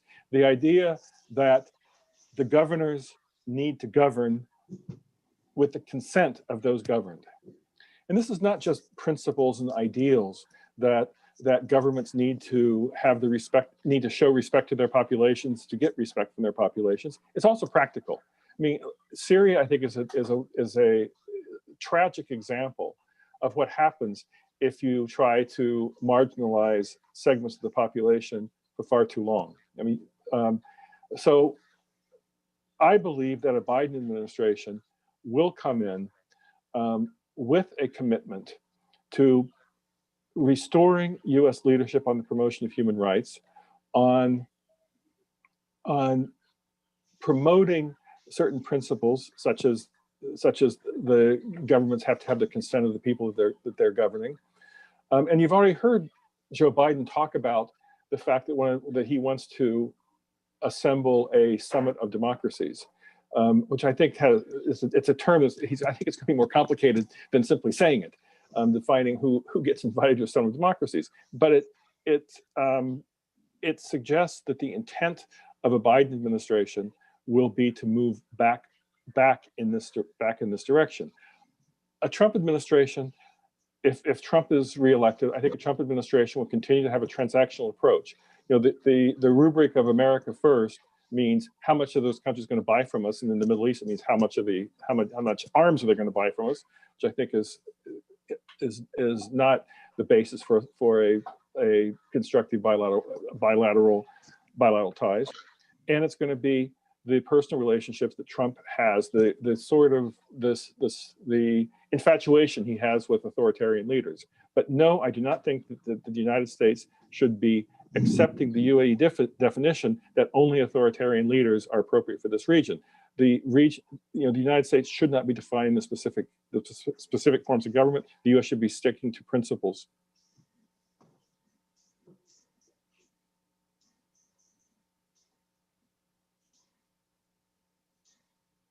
Thank you very much. Dr. Thank you, Jeff. Dr. Balfour, the EU Foreign Policy Chief, Joseph Borrell, has talked about the need for the EU to speak the language of power. We see in the European Union's southern neighborhood a growing presence of actors who actually speak the language of power. How can the EU confront them? And then what are the EU post-pandemic, given that it is a post-pandemic moment, policy priorities when it comes to the MENA region, the Middle East and North Africa? And then are there areas of cooperation in this different policy with the United States, or it's only going to be a distancing?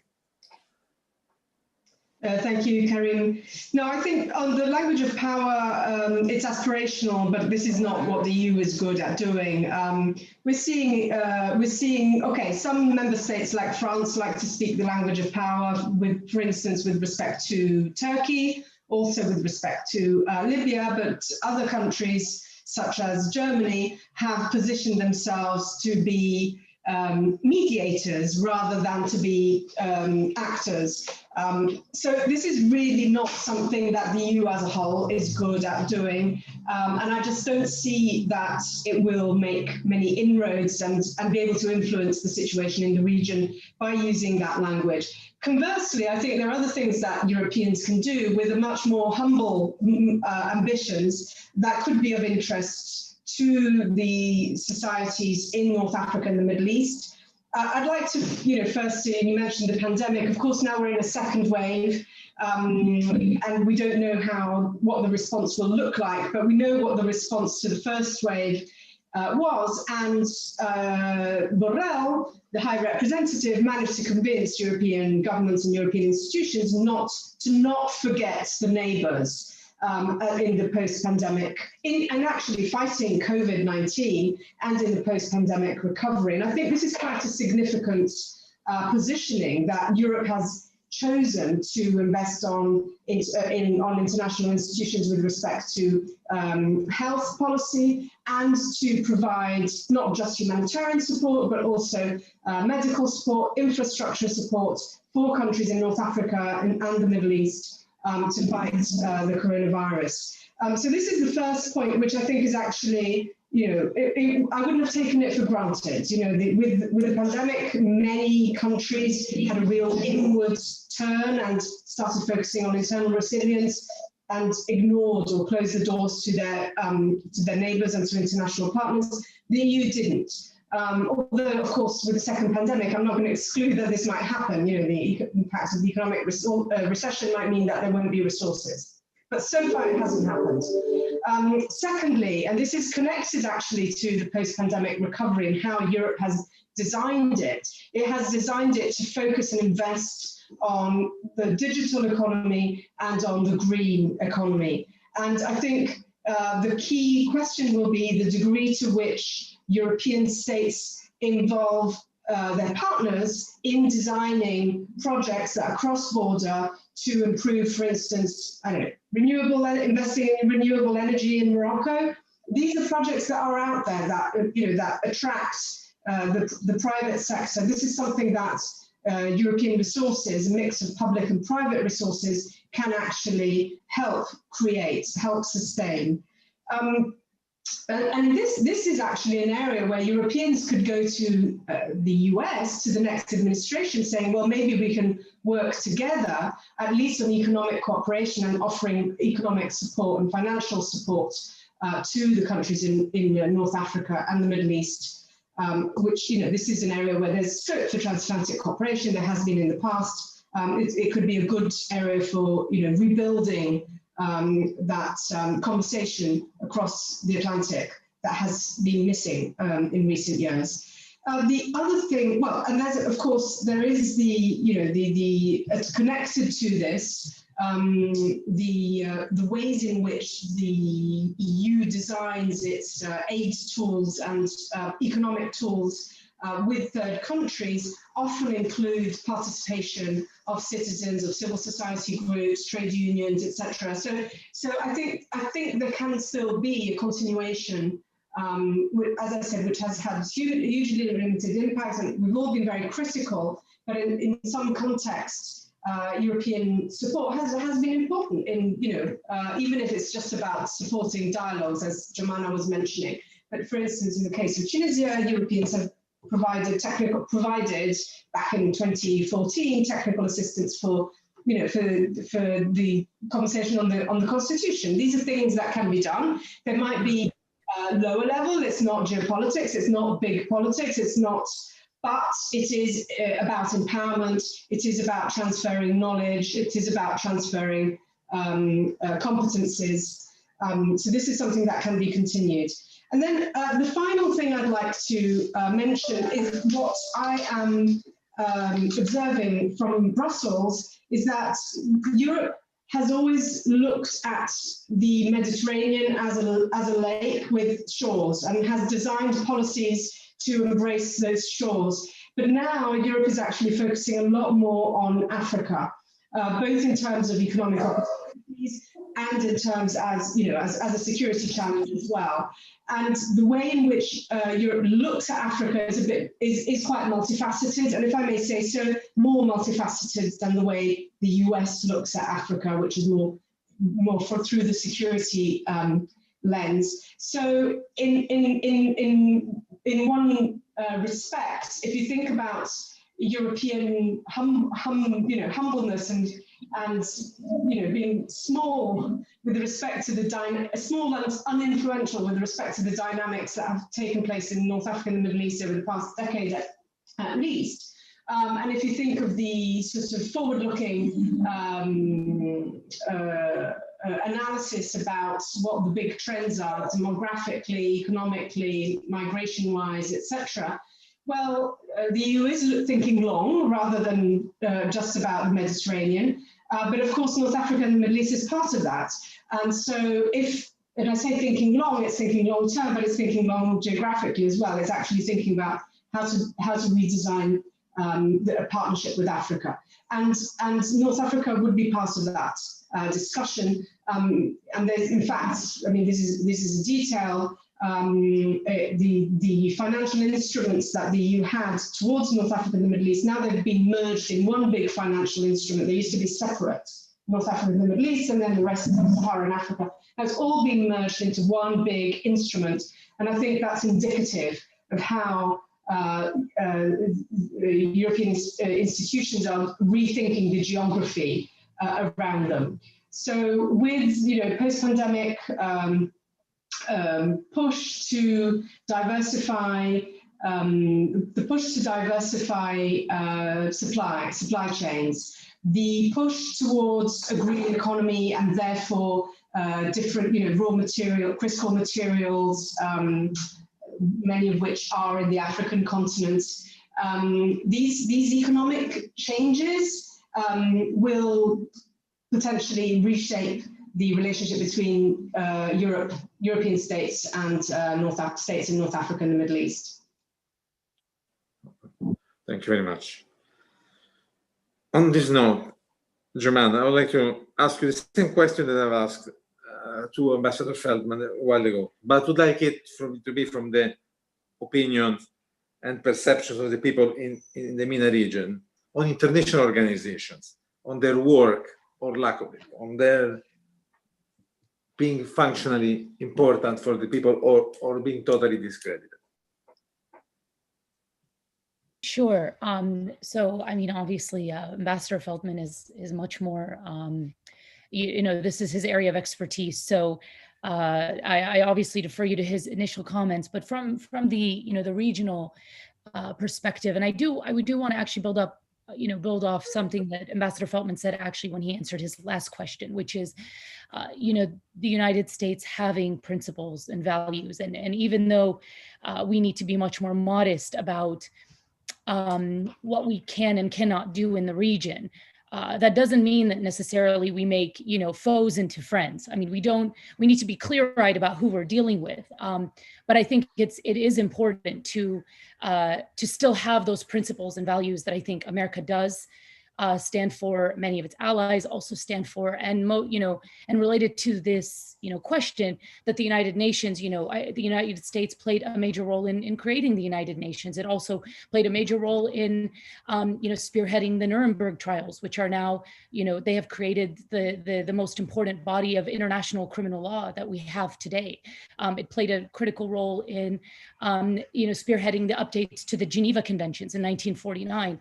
And this wasn't just, an intellectual exercise. It was meant to provide, a civilized way of conflict resolution and preventing atrocities, genocides from ever happening again. And there is value in the body of work that we and others put together, and in the creation of the United Nations. And it saddens me that now the majority of many people in the region do not look, to the United Nations as a sort, as a peaceful way, or as a tool, as a resource to peacefully resolving any of the conflicts. It's unable to do that. We've seen even, in terms of just being able to facilitate, for example, humanitarian aid. UN convoys were shot at in Syria in a very, very publicly, in front of the press, as they tried to reach besieged communities. We've seen this, in terms of the multiple ineffective Geneva rounds that have tried to resolve the Syrian conflict 10 years on. Despite being on the Constitutional Committee, we still have not achieved anything. I mean, nothing tangible to have any impact on the ground. The UN Security Council has been co-opted by Russia and China in many ways to achieve their own political aims in the region. And frankly, to use oftentimes US funding that goes to the United Nations to execute some of their their political objectives, like the money going through pressuring funding into Syria to go through UN Damascus, and knowing that Damascus has Damascus and its allies have the final say on how that funding is being spent and distributed, and it's largely distributed to loyalist areas, further marginalizing the very same people who rose up against the Assad regime. The UN's role in Lebanon, you can argue that UNIFIL, after 2006, its mandate was expanded to assist the Lebanese armed forces to prevent the presence of armed groups south of the Litani River. The intent was to remove Hezbollah from operating in this area, or at least preventing its weapons buildup. Of course, this never occurred. And part of Lebanon's problems today, relate to this. Yemen also, looking at just, expanding a little bit, you said international organizations. So, the role of international organizations in Yemen has been, very delicate. They were prevented by the Houthis in many instances. The Houthis attempted to charge them just to be able to distribute aid. INGOs there cannot speak frankly about any of the issues, let alone addressing them, in terms of, for example, child marriage, child protection. I mean, the vocabulary alone is banned, let alone addressed. And so these are, the society, when it looks at, when it looks at these institutions, or the ineffectiveness and ability to address, to stop belligerent, attacks and major violations on human rights, they end up taking matters into their own hands, and we've seen the very real result of what happens when that's the case. You end up devolving into now 10 years of civil war in some of these countries. So there is deep distrust, disillusion, just disappointment with institutions that we, along with our like-minded allies, 75 years ago now, really meant to act, we created to help address conflicts like these. And the reality is, as Ambassador Feltman said, is that they do need serious reforms. You didn't ask me what Vice President Biden would do, but he has a history of co-sponsoring legislation on this back in his years in the Senate. In 1999, the Biden-Helms Act was meant to push the UN to adopt reforms. And I hope that, if we are to have a Biden presidency, that's something that, we take the mantle up again, like, I think it's an issue that we have to address. And I think the United States should, and this is one thing that I think we can and should do, is play a role in taking a critical look at the United Nations, and what kind of necessary reforms are needed to make it effective again. Thank you very much, Joanna. We are almost running out of time. Maybe we have time for a couple of questions. And one is exactly on Yemen. Regarding the war in Yemen, and after the prisoners exchange, will this sign an agreement that will end the war? Joanna, you mentioned that, and of course the other two countries. What do you think about this question? What do you think about the Yemen as being a prototype of a policy done by international relations?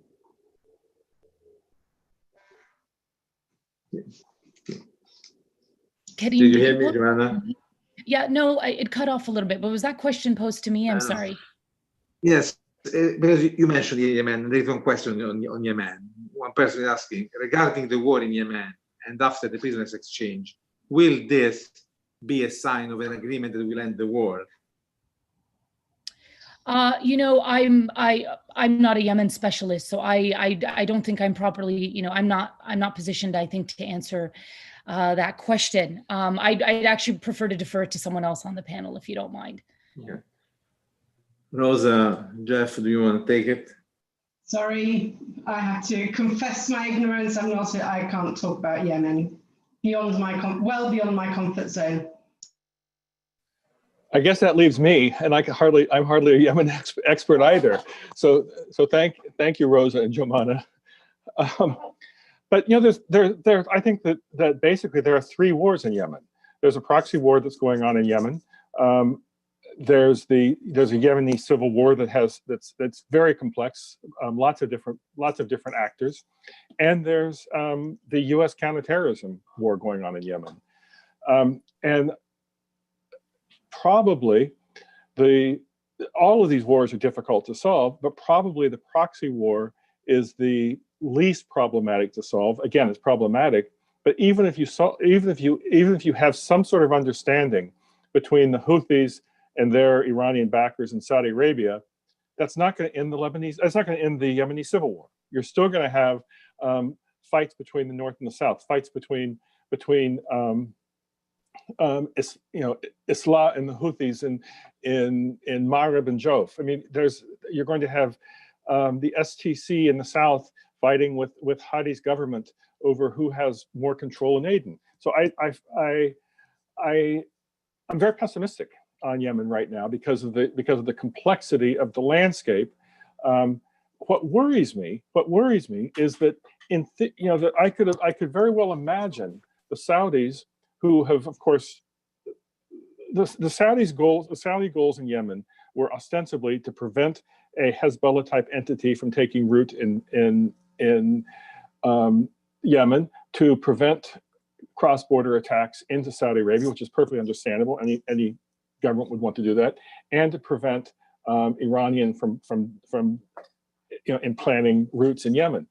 And it's failed. In all of those aspects, the Saudi methods have made the problem worse. So I could imagine a scenario by which the Saudis come up with a way to leave in the same way that the UAE was able to extract itself mostly from the war, leaving the Houthis more or less in charge of large swaths of the country. And then we go back to all of the governance issues that Jomana was talking about, because the Saudis and the Houthis aren't going to care about respect for basic human rights in the parts of Yemen where the Houthis control. And so I don't think that you end the problem simply by ending the external part of the war. I'd like to, Karim, if I may, make a couple comments on Jomana's excellent review of why the region is disappointed, disillusioned with the UN, specifically the multilateral system more generally. And it's not just that region that's disillusioned with the UN. You can look at other parts of the world, global north, global south, et cetera, and find the same disillusionment, disappointment, cynicism about it. I was always struck during the 6 years I was Undersecretary General for Political Affairs, it's the highest ranking US citizen inside the UN for 6 years. It was a privileged position, but I was always struck as an American by two tensions, two unresolved tensions. One specifically American tension, the other more general. And the more general tension is that the UN is supposed to embody the ideals and the values that we as humanity bestowed in the Charter and documents such as the Universal Declaration of Human Rights. So the UN is supposed to represent the best of us, all these ideals. But in fact, it's a member state organization where member states use it to pursue their national interests, which are not always in line with those ideals. And so there's a tension. And we see this in the Security Council continually over issues such as Syria, as Jomana so eloquently described. So that's one tension between the ideals the UN is supposed to represent and the reality that the member states control the organization. The other tension is an American tension, which is the US support for the United Nations, even though we were the primary creator, has always been tenuous. And it's been tenuous because it rests on a uncomfortable understanding. And that is that the US will voluntarily restrain the use of its overwhelming power in the name of international cooperation that the US cannot always control. And that has led, and of course, I'm not saying the US always lives up to the ideals either. The Iraq invasion in 2003 was a disaster and contrary to international law at many levels.